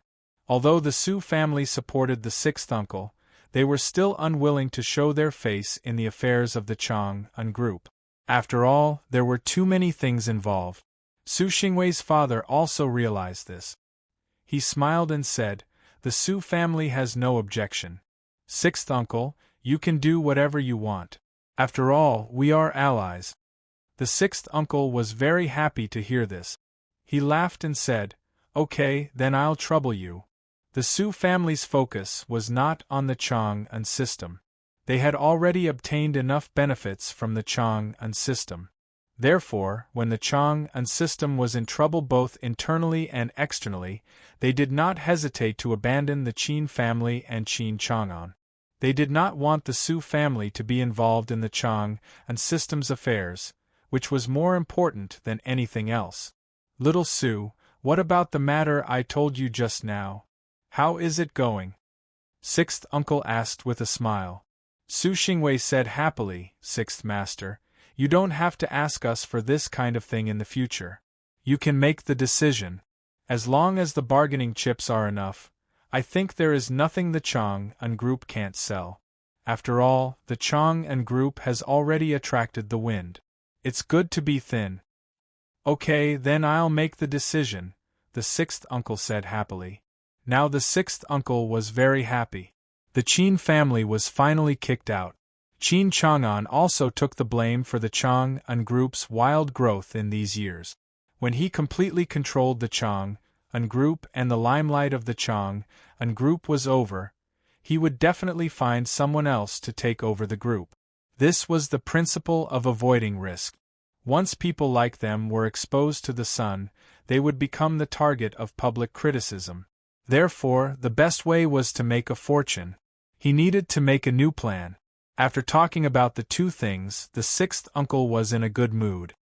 He took the initiative to pour tea for the Su family's father and son. Su Xingwei's father couldn't help but ask, Sixth uncle, Chang Sini and Hao Mingyi were released suddenly. Do you think the Qin family will? You don't have to think so much. It's impossible. No matter what Qin Chang'an does, I won't let him do anything. Our relationship with him is already like this. Are you willing to let him out? Sixth uncle asked. Su Xingwei laughed and said, Of course not. The sixth uncle looked at Su Xingwei and asked, Xingwei, what do you think we should do? Add some fuel to the fire. Let the fire burn more fiercely. Let the Qin family be completely desperate, Su Xingwei said without hesitation. The sixth uncle said with appreciation, Xingwei, no wonder people say that you have a bright future. It seems that they are right. I really look forward to the day when you become successful and famous. I think you will go further than the elders of the Su family. Ha ha, he still has a lot to learn. Otherwise, he will drown sooner or later, Su Xingwei's father said disdainfully, but he was quite happy. Su Xingwei lowered his head and drank his tea. Even if the Qin family didn't die today, they would sooner or later. After all, the Qin family and Qin Sheng had offended too many people. It was within everyone's expectation that the Chang'an school would hold another board meeting, but they didn't expect it to be held so soon, which caught the Qin family off guard. It seemed that the sixth uncle really didn't want to give them any chance to turn the tables. Before the board meeting, the Qin family had already called Hao Mingyi and Chang Sini, telling them to be prepared. Everyone knew what the Qin family would face. Because they were not only the executives of the Chang'an system, but also the board members, they would naturally attend this board meeting. However, even if they attended, it seemed that they still couldn't turn the tables. After all, the sixth uncle had already won the support of other major shareholders, and the board members who represented the interests of several major shareholders would naturally support the sixth uncle. Then, would the Qin family still have a chance? No matter whether they had a chance or not, they had to attend this board meeting. Even if they failed in the end, they had to wrestle with the sixth uncle, which was the most interesting process. What if one of the board members changed sides? Zhao Anji and Qin Sheng were the current board members of the Chang'an system. Qin Ran had never been a member of the Chang'an system's board. She was not interested in it before. After all, after becoming a board member, she would have greater responsibility and pressure. At that time, Qin Chang'an didn't want her to be too tired. Girls were not suitable for these intrigues. Moreover, he was enough. Later, Qin Chang'an was even more unwilling to let Qin Ran join the board. After all, Qin Ran was a girl, while Qin Sheng was the man of the Qin family. He had to bear this responsibility. Even so, Qin Ran still accompanied her aunt and Qin Shing to the headquarters building of the Chang'an system today. Chang Sini and Hao Mingyi were already waiting in the chairman's office. Although Qin Chang'an was now gone, the office was still reserved for him. At least before the new chairman was elected, no one would occupy this office. Except that the computers and related documents were taken away, there seemed to be nothing different here before. Unfortunately, things remained the same, but people had changed. Today, it was destined to be another intrigue.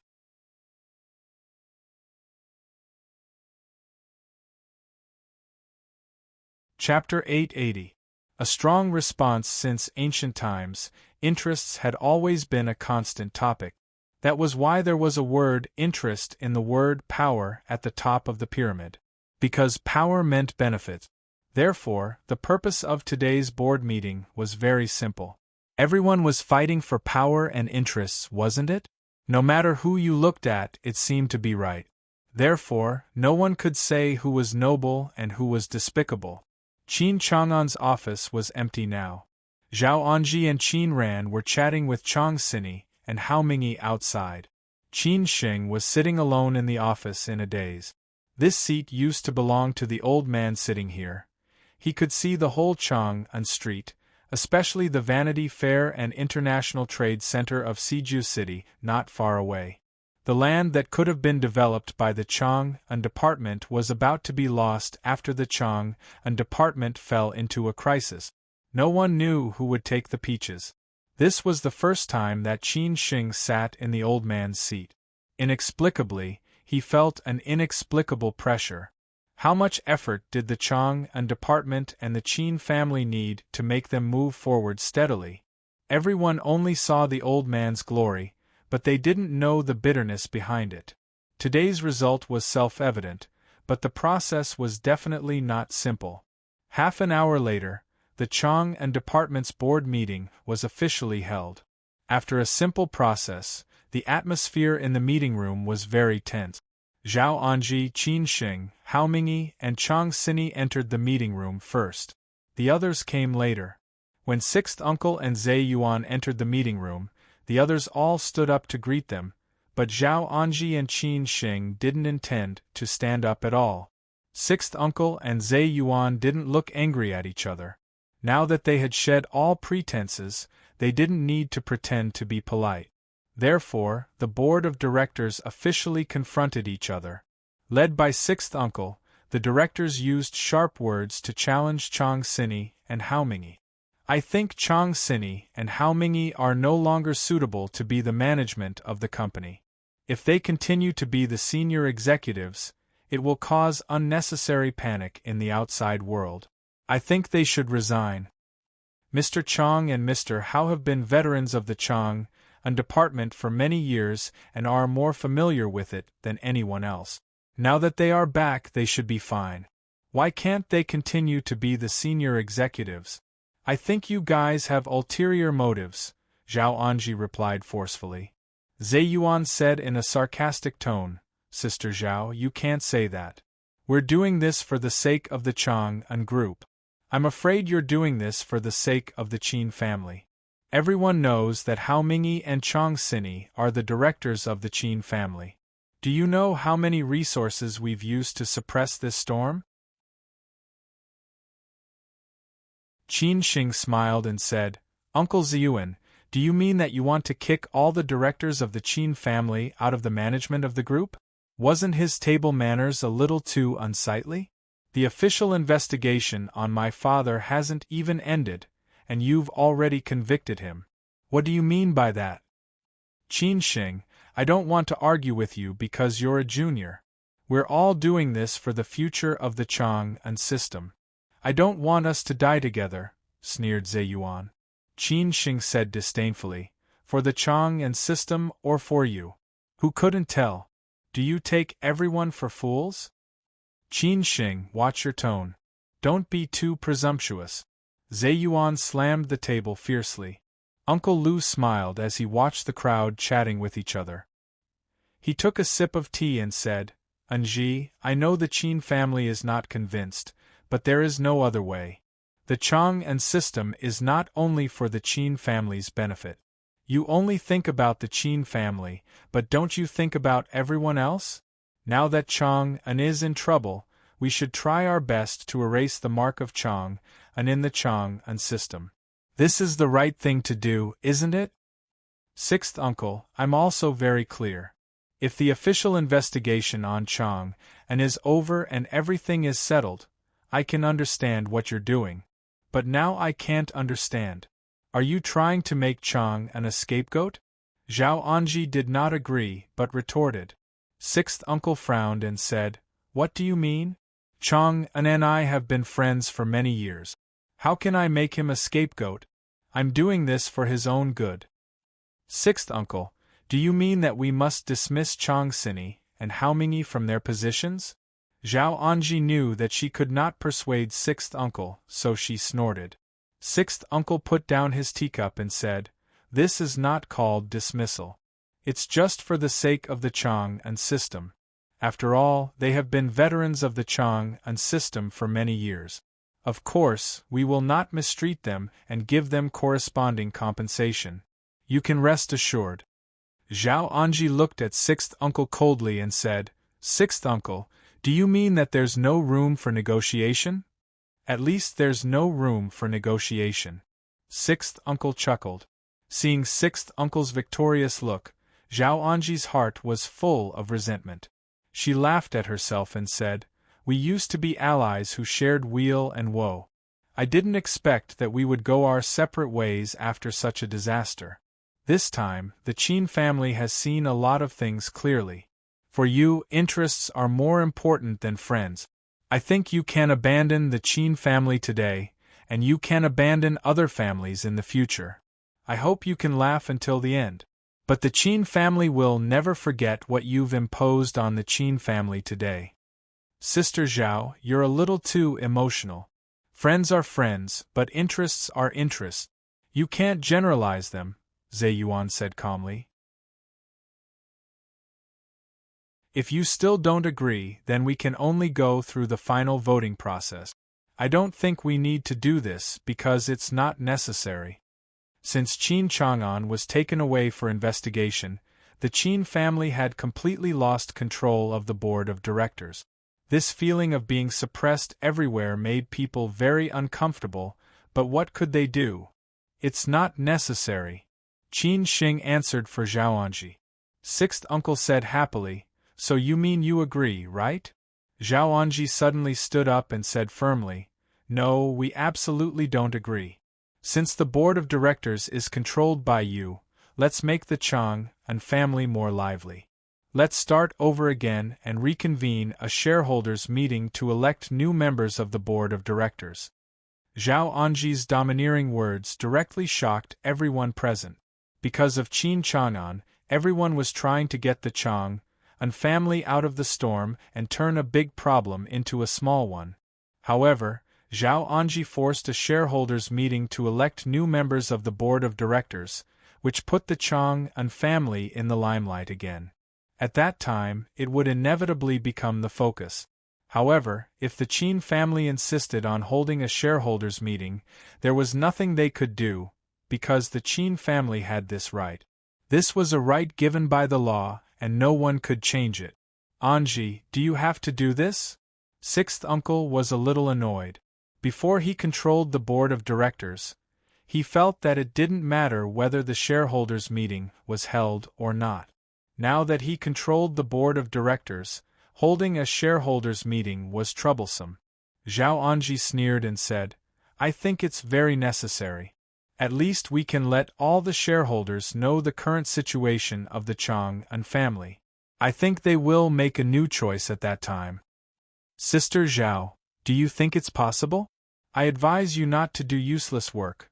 Zhe Yuan stared at Zhao Anji and said. Qin Xing responded, How can we know if we don't try? Zhao Anji didn't want to talk nonsense anymore. She couldn't let them do whatever they wanted to the Chang and family. She had to have some countermeasures. As for the final result, it was up to fate. See you at the shareholders' meeting.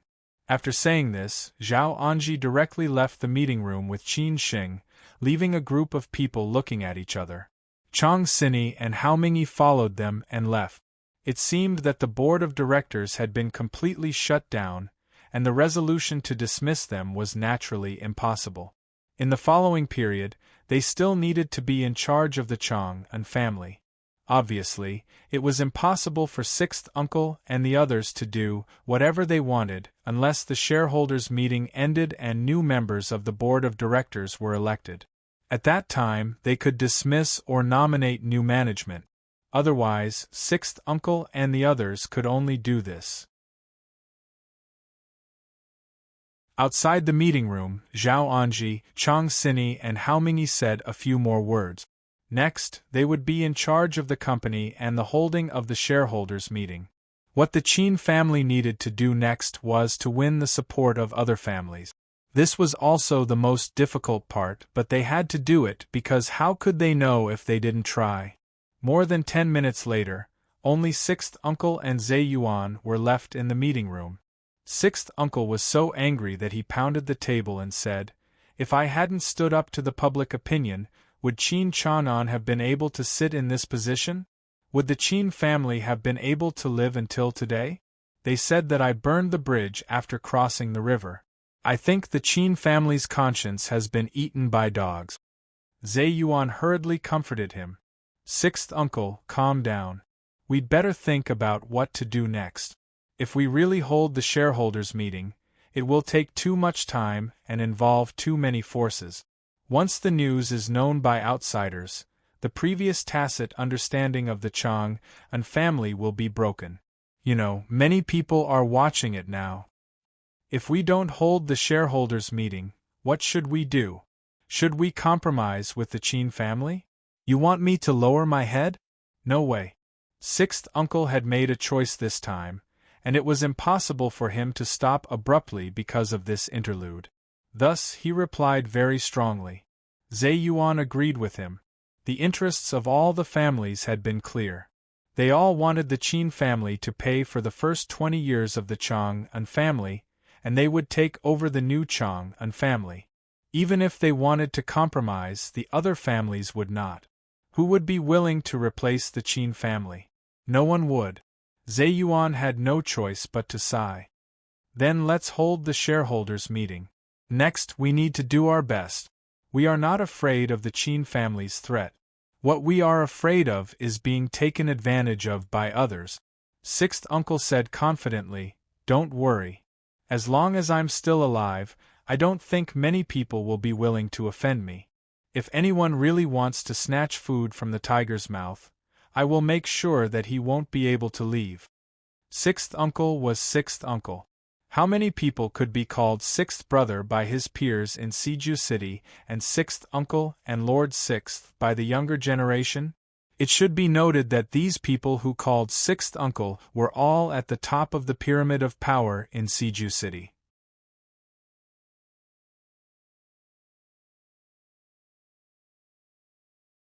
Chapter 881. Compared with the forbearance of the Qin family before, the two sides were obviously serious this time. After the shareholders' meeting, it would be a new beginning for the Chang and system. Would the Qin family be eliminated or continue to control the Chang and system? Everything was unknown. However, the interest group represented by the sixth uncle seemed to be very confident. It was impossible for the Qin family to rebound. Otherwise, what was the point of them making so much trouble? For people like them, no one could control the Chang and system by themselves. They needed a new puppet-like figure to control the overall situation for them, and they could still reap the benefits from behind the scenes. However, this new puppet could not become the next Qin Chang'an, or today's situation would repeat itself. The sixth uncle's intention was very obvious. The storm of the Chang and system had involved too much. They had to return everything to the original state. The final result could only be that after they controlled the Chang and system, the Qin family would have to pay for the storm of the Chang and system, and Qin Chang'an would have to take the blame for the Chang and system's wild growth over the years. Then the new puppet would control the new Chang and system, and they would make a fortune silently again. Therefore, such a big storm might hurt the Chang and system, but it was not a big deal for the sixth uncle and the others. The only sacrifice was the Qin family.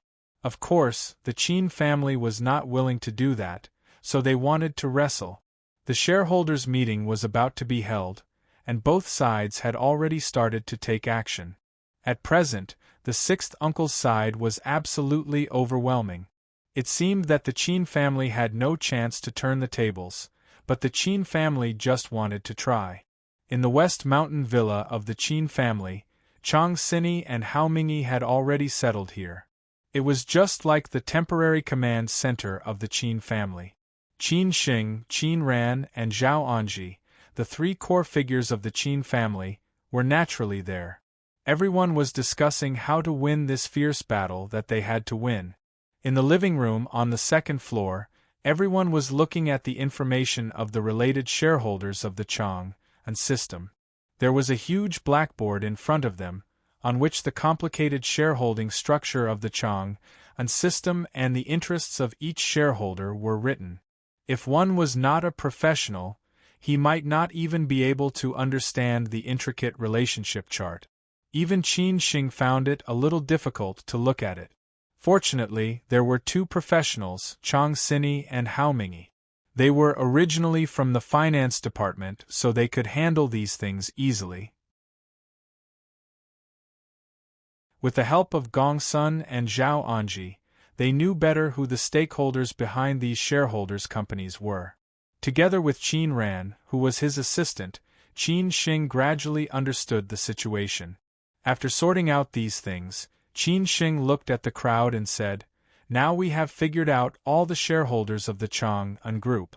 The 26 companies eventually evolved into 9 interested parties. Although the Qin family is the largest shareholder of the Chang and Group, we don't have the absolute controlling stake. Uncle Lu and other interested parties seem to have more shares than the Qin family, but they don't have the absolute controlling advantage. So we still have a chance. The 6-6 system.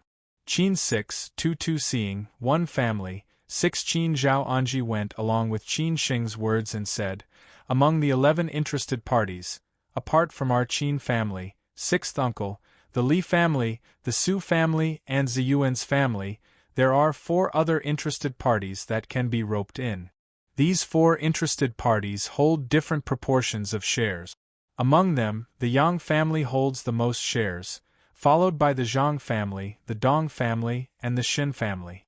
Next, we need to consider how to get the shares of these 4 families, especially the most important one, the Yang family." Gongsun said thoughtfully, "Before the accident, Master Qin talked to the Yang family once, and the result was not very optimistic. The Yang family is still the same, unwilling to get involved in the disputes of the Chang and system. Just like these years, they have never sent a director to the Chang and system. Most of the time, they remain neutral." Zhao Anji also sighed and said, "The Yang family has always been like this. They don't want to offend anyone. Their focus is not on the Chang and system. They just cooperate with each other. It is very difficult to persuade the Yang family. What's more, when we are preparing, the 6th uncle is also preparing. Based on the connections of the 6th uncle, even if the Yang family chooses to support us, it is more likely that they will support the 6th uncle. After all, it was the 6th uncle who pulled the Yang family into the game. Our hope is very slim." Qin Xing did not give up and said, "The hope is slim, but as long as there is hope, we should try." "How about the Zhang family?" Hao Mingyi asked casually. Zhao Anji frowned slightly and said, "I am familiar with the Zhang family's big brother, and we have contacted each other before. I can fight for it. As for the result, I don't know. I will go to the Dong family. I have cooperated with them a lot before. I will try to persuade them. If it doesn't work, we will find other ways." Chang Xini took the initiative to stand out and said. She was Qin Chang'an's confidant, so she naturally had to stand with the Qin family. In the end, only the Shun family was left. Qin Ran said slowly, I will go to the Shin family. I have met Uncle Shin several times. His daughter and I are classmates at Tsinghua University. I can talk to him. It is also an opportunity. Gongsun Zhang sighed and said, if Master Qin is here, it will not be so troublesome. When did the Qin family become like this? Zhao Anji laughed and said, times have changed. Every family has gone through ups and downs.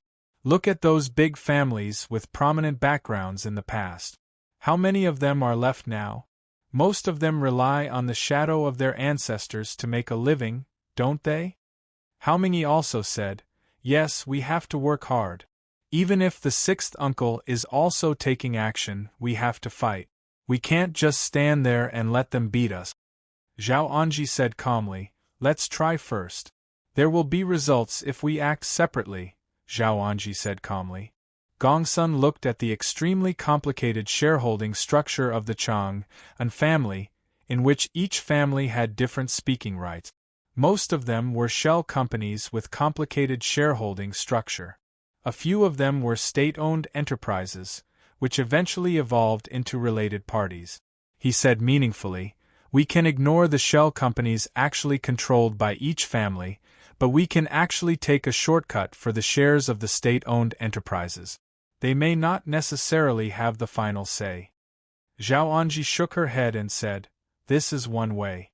But who is willing to offend these families, not to mention the current situation of the Qin family? Qin Xing gritted his teeth and said, again, we have to try any method. Zhao Anji nodded silently and said, then let's act separately. The plan had been made, and the next step was to take action. No matter how difficult it was, they had to overcome it in the end. As for the result, it was up to God. After Qin Xing came out of the West Mountain villa of the Qin family, he directly went to a manor of the He family at the foot of the Great Wall. Recently, Old Master He lived here. After Qin Xing came back, he had not visited Old Master He. The He family also had a certain influence in Siju City. Since the He family was the guardian family of the Qin family, they also said that they would do their best to help the Qin family through the crisis. Naturally, Qin Xing would not be polite. Sitting by the lake of the He family's manor, you could see the beautiful scenery as far as the eye could see. You could even overlook the magnificent Great Wall in the distance. Such a place was very suitable for living a comfortable life. No wonder Old Master He would live here. At this moment, Old Master He held the document given by Qin Xing in his hand.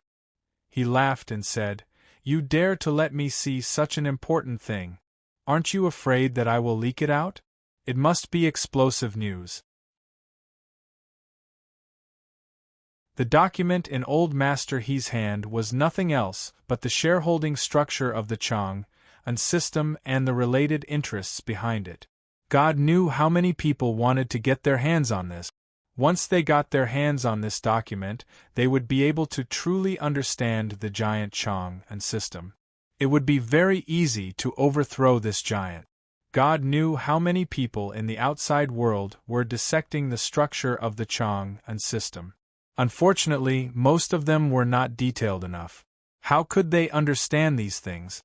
How could these tycoons of the Chang and system be ordinary people? Of course I'm not afraid. Old He is just joking. No one is willing to offend so many people, unless he has the ability to go to heaven. Besides, Old He is the guardian family of our Qin family. How could he do that? Qin Xing said lightly. Old He laughed and said, of course I won't.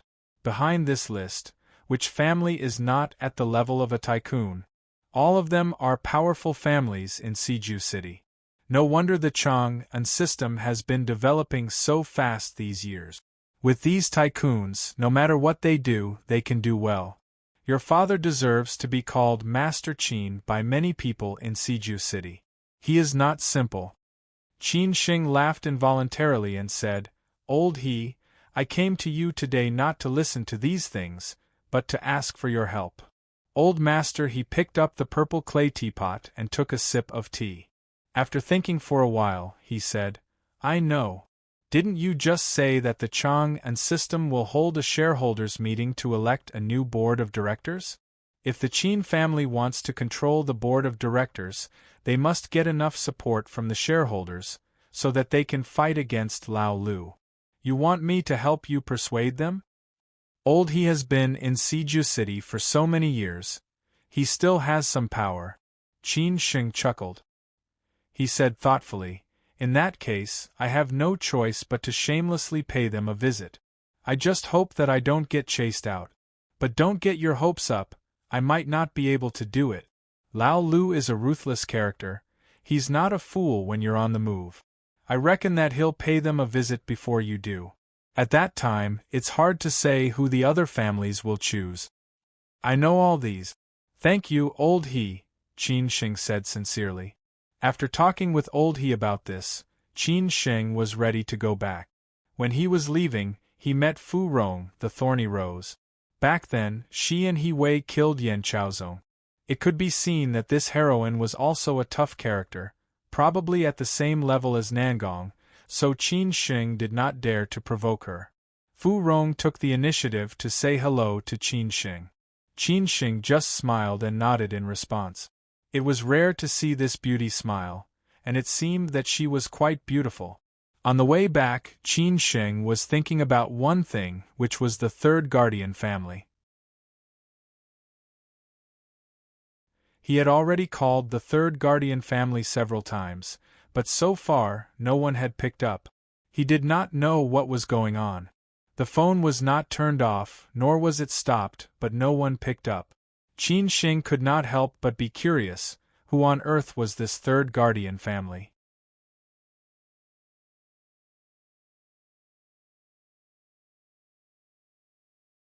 Chapter 882.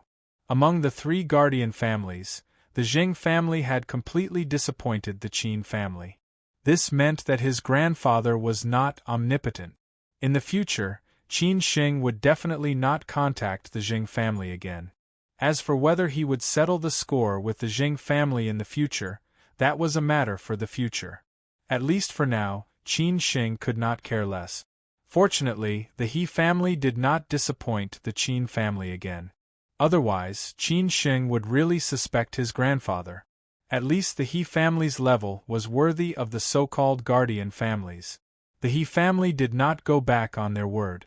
Even though so many years had passed, even though old Master Qin had passed away many years ago, the He family still chose to fulfill their promise. This was the stability of a family.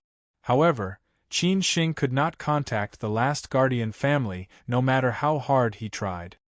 He did not know whether it was a coincidence or some other reason. Qin Sheng had casually picked the order, and he had already contacted the first two, but there was no news about the last guardian family. This was a little strange. Had this family declined, or had they forgotten about this matter or something? It was also possible that they, like the Jing family, did not intend to fulfill their original promise, so they did not pick up the call. Due to the return of Chang Sini and Hao Mingyi and the unhappy departure of the board of directors, the atmosphere within the Chang faction became very awkward. Chang Sini and Hao Mingyi regained control of the power, which disrupted the previous arrangement of the sixth uncle, and the direct descendants of the sixth uncle, who were hostile to Chang Sini and Hao Mingyi. The whole Chang faction had fallen into endless internal strife. Chang Sini and Hao Mingyi were already preparing for the shareholders' meeting, but they were still trying to buy more time for the Qin family. In this way, the Qin family would have a chance to persuade the other families.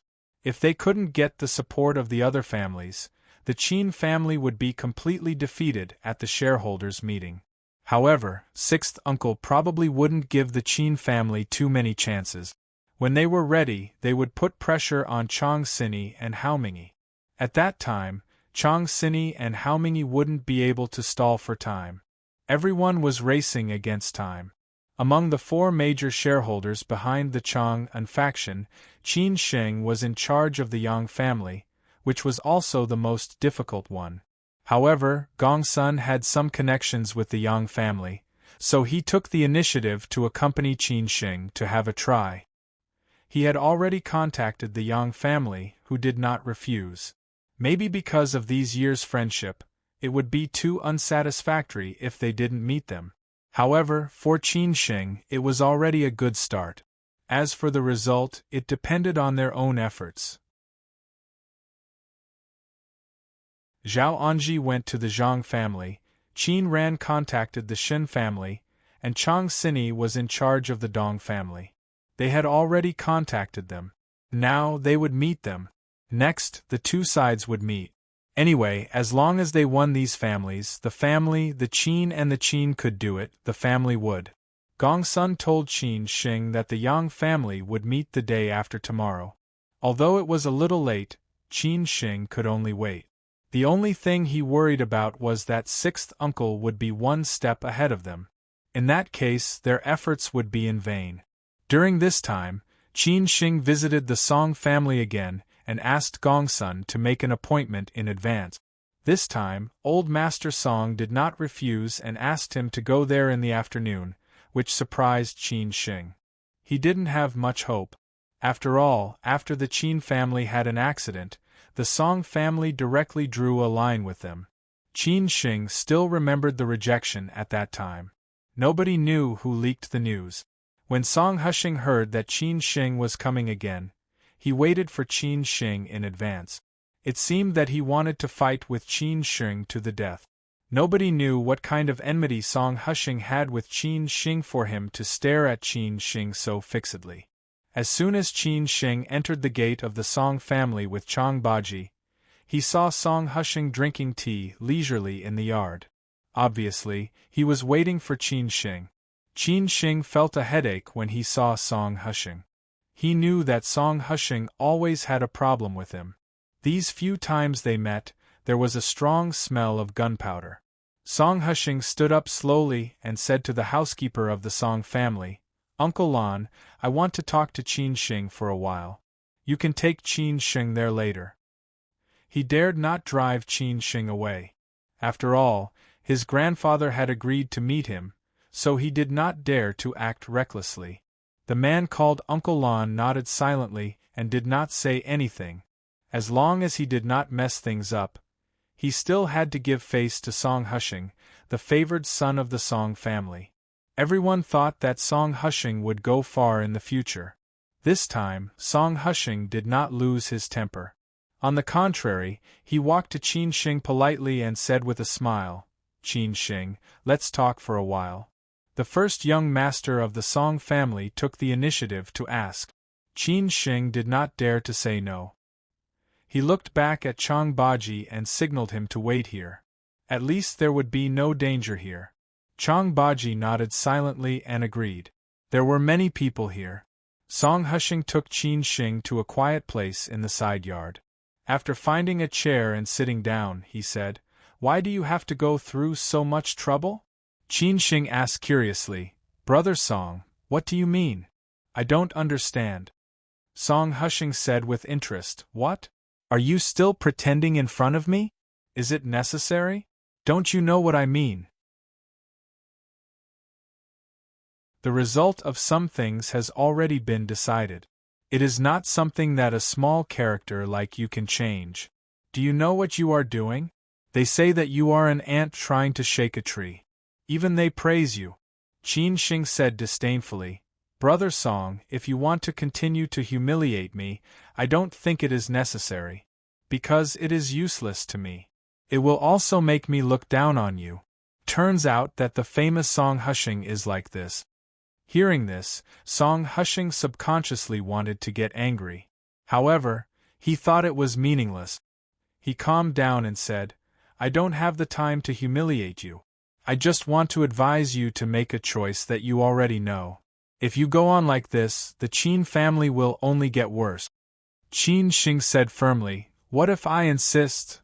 Then your Qin family will lose even this last bit of leftovers. You can ignore it, but what about your sister and the others? If you have some brains, you will know how to compromise to preserve your strength. In this way, you will live a happy and stable life for the rest of your life. However, if you continue to do this, the final result will be the destruction of your family. Song Hushing's tone was very tough. It seemed that he had always been like this in front of Qin Shing. Qin Shing thought for a moment and said, "Brother Song, let me ask you something. If something happened to the Song family now, if you were me, what would you do?" It seemed that Song Hushing did not think about this question. It was impossible for the Song family to be in trouble. The elders had basically been in the Qinshui Yamen these years. There were no juniors in the family who did business. Even if they really wanted to do something, there was still his grandfather watching over them. He might break their legs. Besides, as long as his grandfather could live one more day, no one would dare to touch the Song family. His grandfather was the Song family's stabilizing force. When Song Hushing hesitated, Qin Shing already had an answer. He smiled and said, "I think you will be the same as me." At this time, Song Hushing came to his senses. He was a little unhappy that Qin Shing had taken the lead. He laughed and said, "No, I am different from you. I will weigh the pros and cons before making a choice. I will not make an unnecessary struggle. As long as there is life, there is hope." Hearing this answer, Qin Shing shook his head and said, "Oh, it seems that we are not different people." Song Hushing looked directly at Qin Shing and said, "We are not the same people. Then there is nothing to talk about." After saying this, Qin Shing stood up and was ready to leave. At this time, Song Hushing said loudly, "Qin Shing, I know why you came to the Song family. Don't worry. Grandpa will not help the Qin family. This is the path that the Qin family has chosen. In the end, the Qin family has to bear the final result." Qin Shing stopped and wanted to refute a few words. However, he felt that it was unnecessary. Song Hushing's opinion of him was too strong. They were destined not to be friends. So Qin Shing continued to walk forward. At this time, Song Hushing said again, "And remember what I said. Stay away from my sister. Don't have any ideas about her. Otherwise, I will not spare you." Song Hushing had the confidence to say such words. His life was destined to be high. After Qin Chang'an fell, what did the Qin family have? Could they continue to rely on Qin Shing? This was a joke. In another 10 or 20 years, what would Qin Shing be in his eyes at that time? At that time, it would be a piece of cake for him to deal with Qin Shing. Maybe by that time, the Qin family would have already disappeared. Qin Shing stopped again and turned around thoughtfully to stare at Song Hushing. Why did Song Hushing say this every time? It seemed that he and Song Ruyu were just friends. Qin Shing laughed at himself and did not want to say anything more to Song Hushing.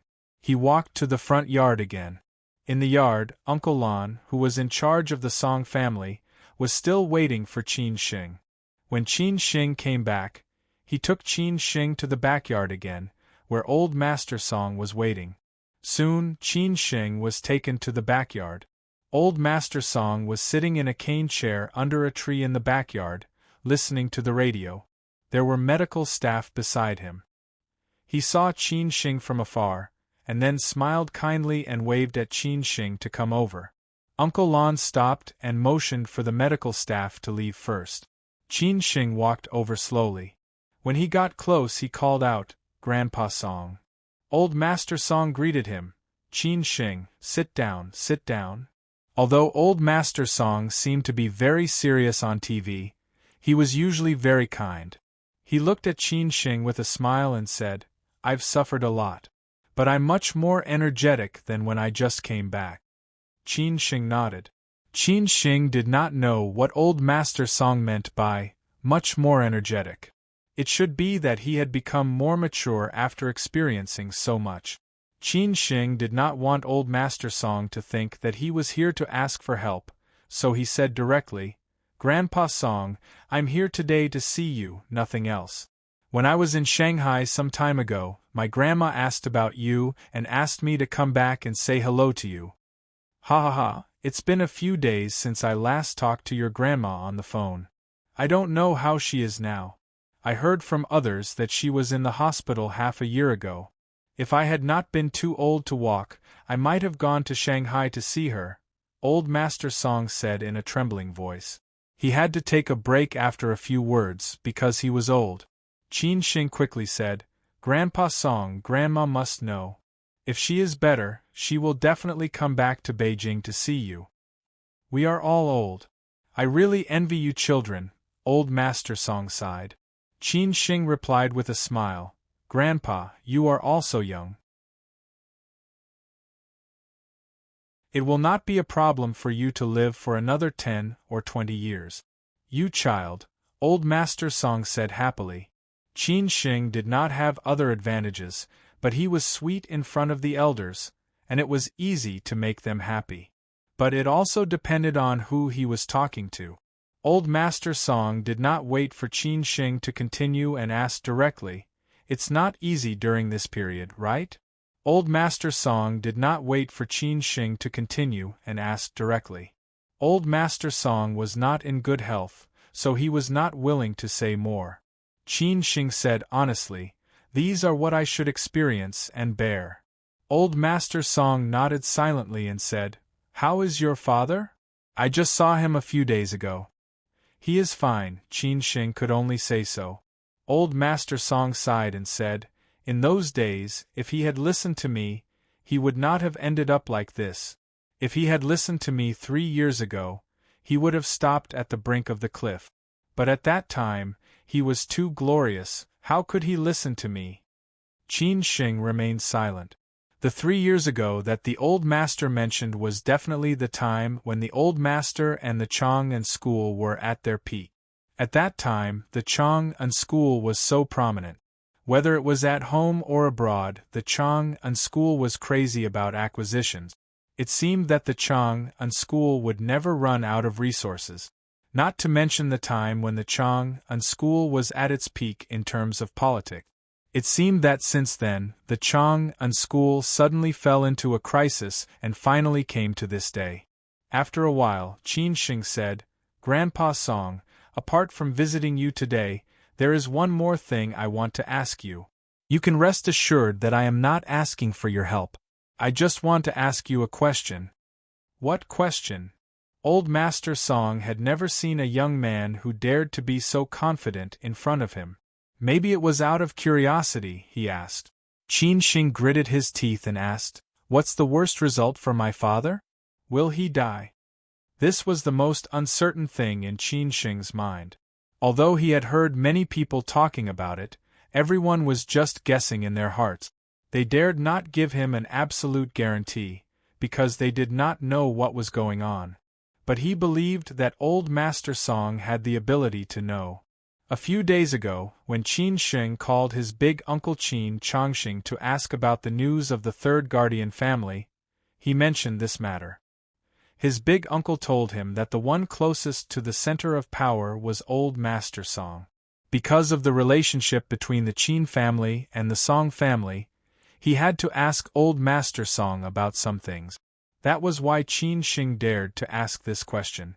In fact, if he really wanted to know, Qin Changxing could know it himself. But he would not make that choice, because that was the last guarantee of the Qin family. Old Master Song pondered for a long time. Qin Shing was also waiting anxiously. Every minute and second could be a torture. He was afraid to hear the worst result, because no matter from the official side or from the enemy side, the Qin family was under great pressure. It could be imagined what Old Master Song was shouldering.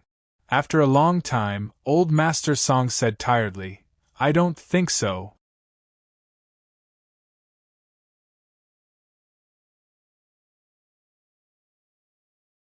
Chapter 883.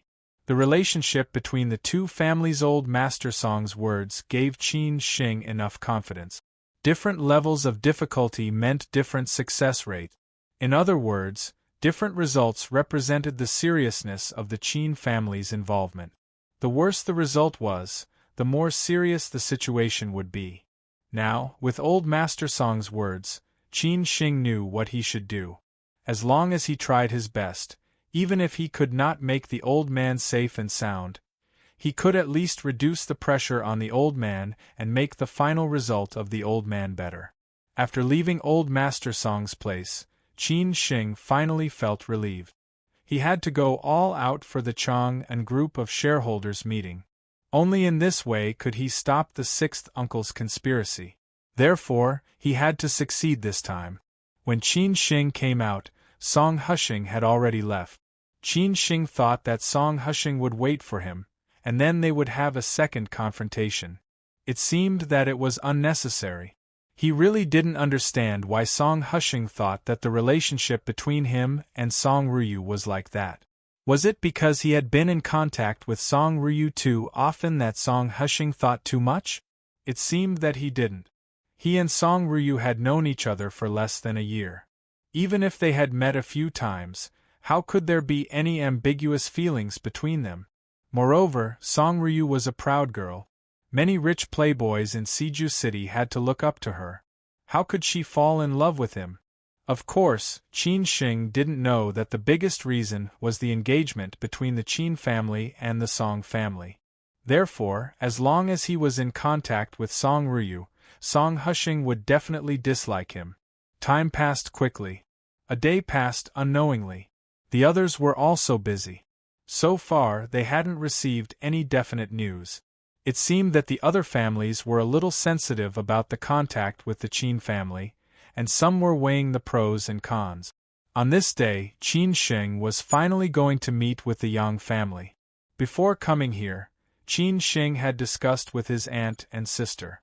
If they wanted the Yang family to support them, they had to give them enough benefits. In fact, the Yang family was not afraid of offending the sixth uncle, as long as the Yang family felt that it was worthwhile. Although the Yang clan had declined in recent years, the two elders of the Yang clan were prominent enough in the past. They were definitely one of the best in Siju City. It was just that an unforeseen event happened later on. Since then, the Yang clan had started to decline. This was the real reason why they kept a low profile. If it was the Yang family in the past, the current Qin family wouldn't even take it seriously. Even if it was the sixth uncle, they wouldn't take it seriously. Because the elders of the Yang family had absolute power in the past, even if the Yang family had declined, the Yang family still had a certain amount of power. Even the Zhu family and the Yang family were inextricably linked. The two elders of the Yang family had passed away one after another. From the way they had passed away, one could see the status of the Yang family in Siju City. Even after the death of the two elders, the younger generation of the Yang family could be said to be like fish in water, relying on the connections and resources they had in the past. They were the type of people who quietly made a fortune. Perhaps in order to avoid arousing suspicion or to keep a low profile, the Yang family asked Qin Sheng to visit them at 11 o'clock at night. At the same time, Qin Sheng was only allowed to bring one person with him. It seemed that they were afraid that others would know that they were in contact with the Qin family. Therefore, Qin Sheng could only bring Chang Baji here alone. The others stayed on the main road 1 kilometer away from the alley. The alley of the Yang family was a little dark. Even some of the street lamps were broken. Chang Baji had to be careful. Qin Sheng smiled and told Chang Baji not to be so nervous. The Yang family would not take action against him, because it was not necessary. It was not easy for them to find the dilapidated Sihiyuan of the Yang family. It had been in disrepair for a long time. The door looked shabby and the paint on it had fallen off. The yellowing door god seemed to be the glory of the Yang family in the past. Qin Sheng didn't know if there was anyone living here. After Qin Sheng and Chang Baji met each other, Chang Baji went up to knock on the door. The knocking sound was a little gloomy in the night. Qin Sheng suddenly thought, why did it feel like a haunted house? They came to this dilapidated Sihiyuan in the middle of the night. Those who did not know would think that they were shooting a movie. Not long after, someone finally came to open the door. The squeaking sound of the door opening was even more terrifying than the knocking sound. Fortunately, the person who opened the door was not some old man with a hunched back. Otherwise, Qin Sheng and Chang Baji would not dare to go in. If not, They would have to ask Chong Baji to ask the Grandmaster to come out of the mountain. It seemed that Chong Baji was not from the Maoshan sect. The person who opened the door was a young man who looked about 30 years old. He was wearing a black short-sleeved shirt and sweatpants. He looked quite healthy.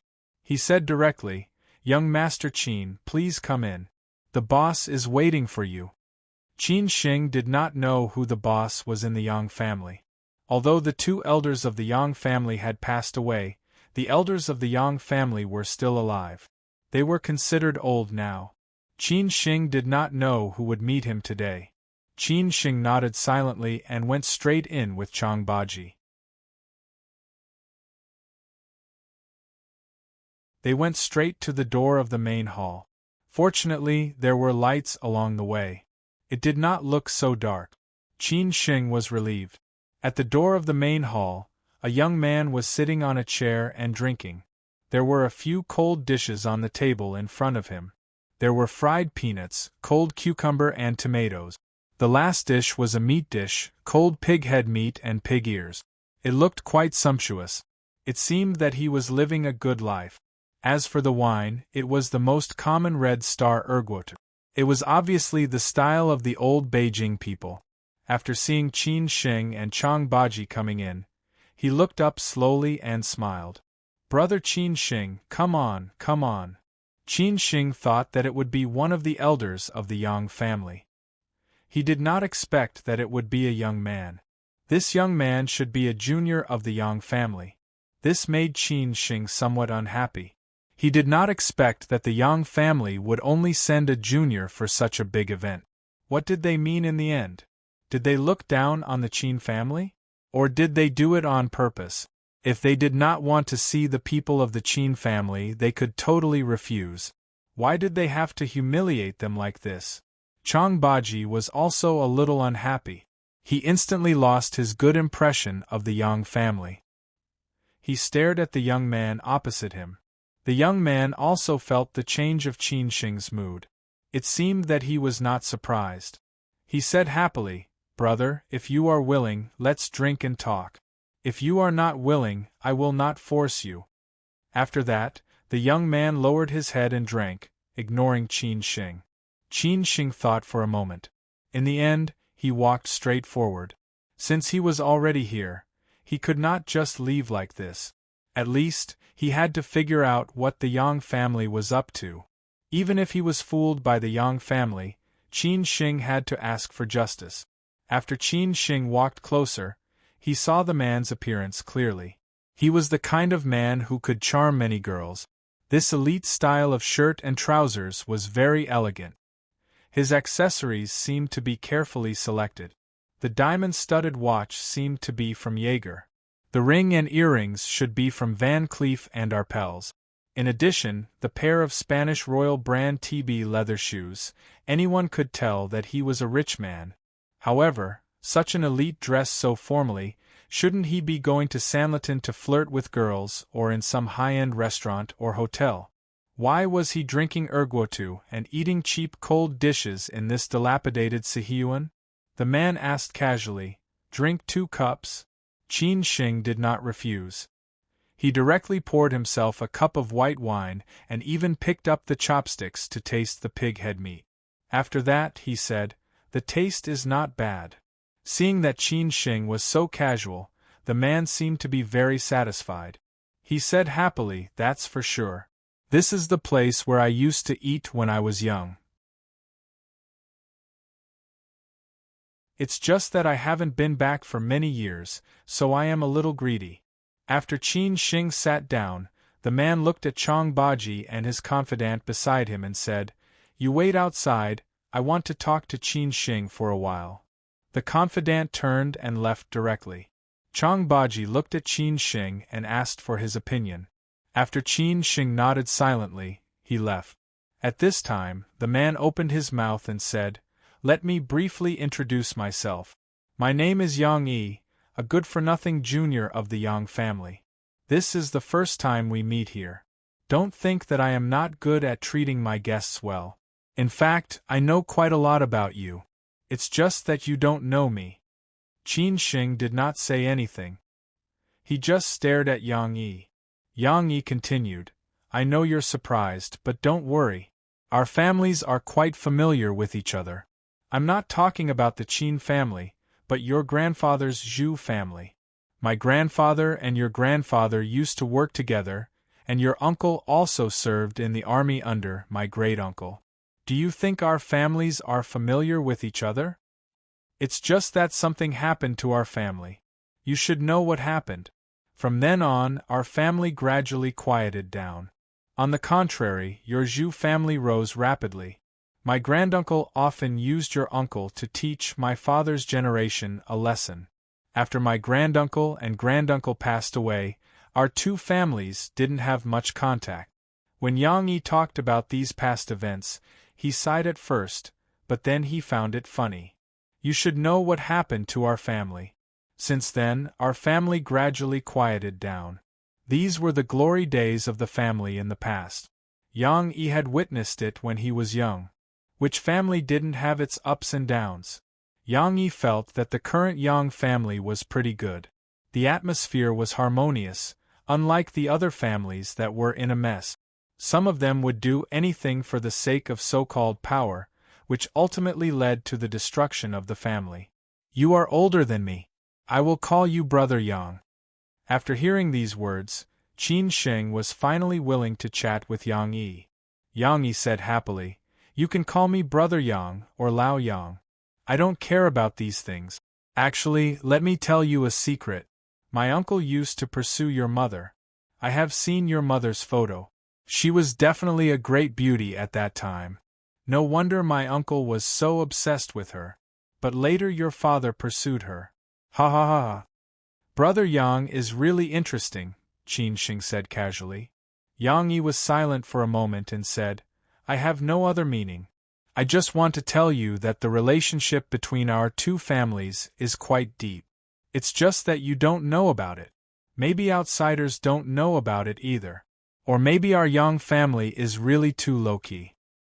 I know about this, Qin Sheng replied. Yang Yi said happily, Let's not talk about this. Let's have a drink first. Qin Sheng did not refuse. After clinking glasses with Yang Yi, he drank it up. Actually, Qin Sheng was a little curious. Yang Yi's character seemed to be very righteous and forthright. Why did he not hear much news about him in Siju City? Or was it that Yang Yi was just pretending? Let's eat. Let's eat and drink to our heart's content first. Let's drink to our heart's content first. Let's get drunk 36,000 times. Ha! Yang Yi poured wine for them again and laughed loudly. Yang Yi was not in a hurry to get down to business. Qin Sheng was not in a hurry to open his mouth either. Anyway, they would talk about those things eventually. Otherwise, why would they go through so much trouble to meet today? So Qin Sheng did not care about it anymore. Let's drink first. You're tuning in to the Phoenix Nights YouTube channel. Don't forget to subscribe and join us on this journey to catch the most captivating stories.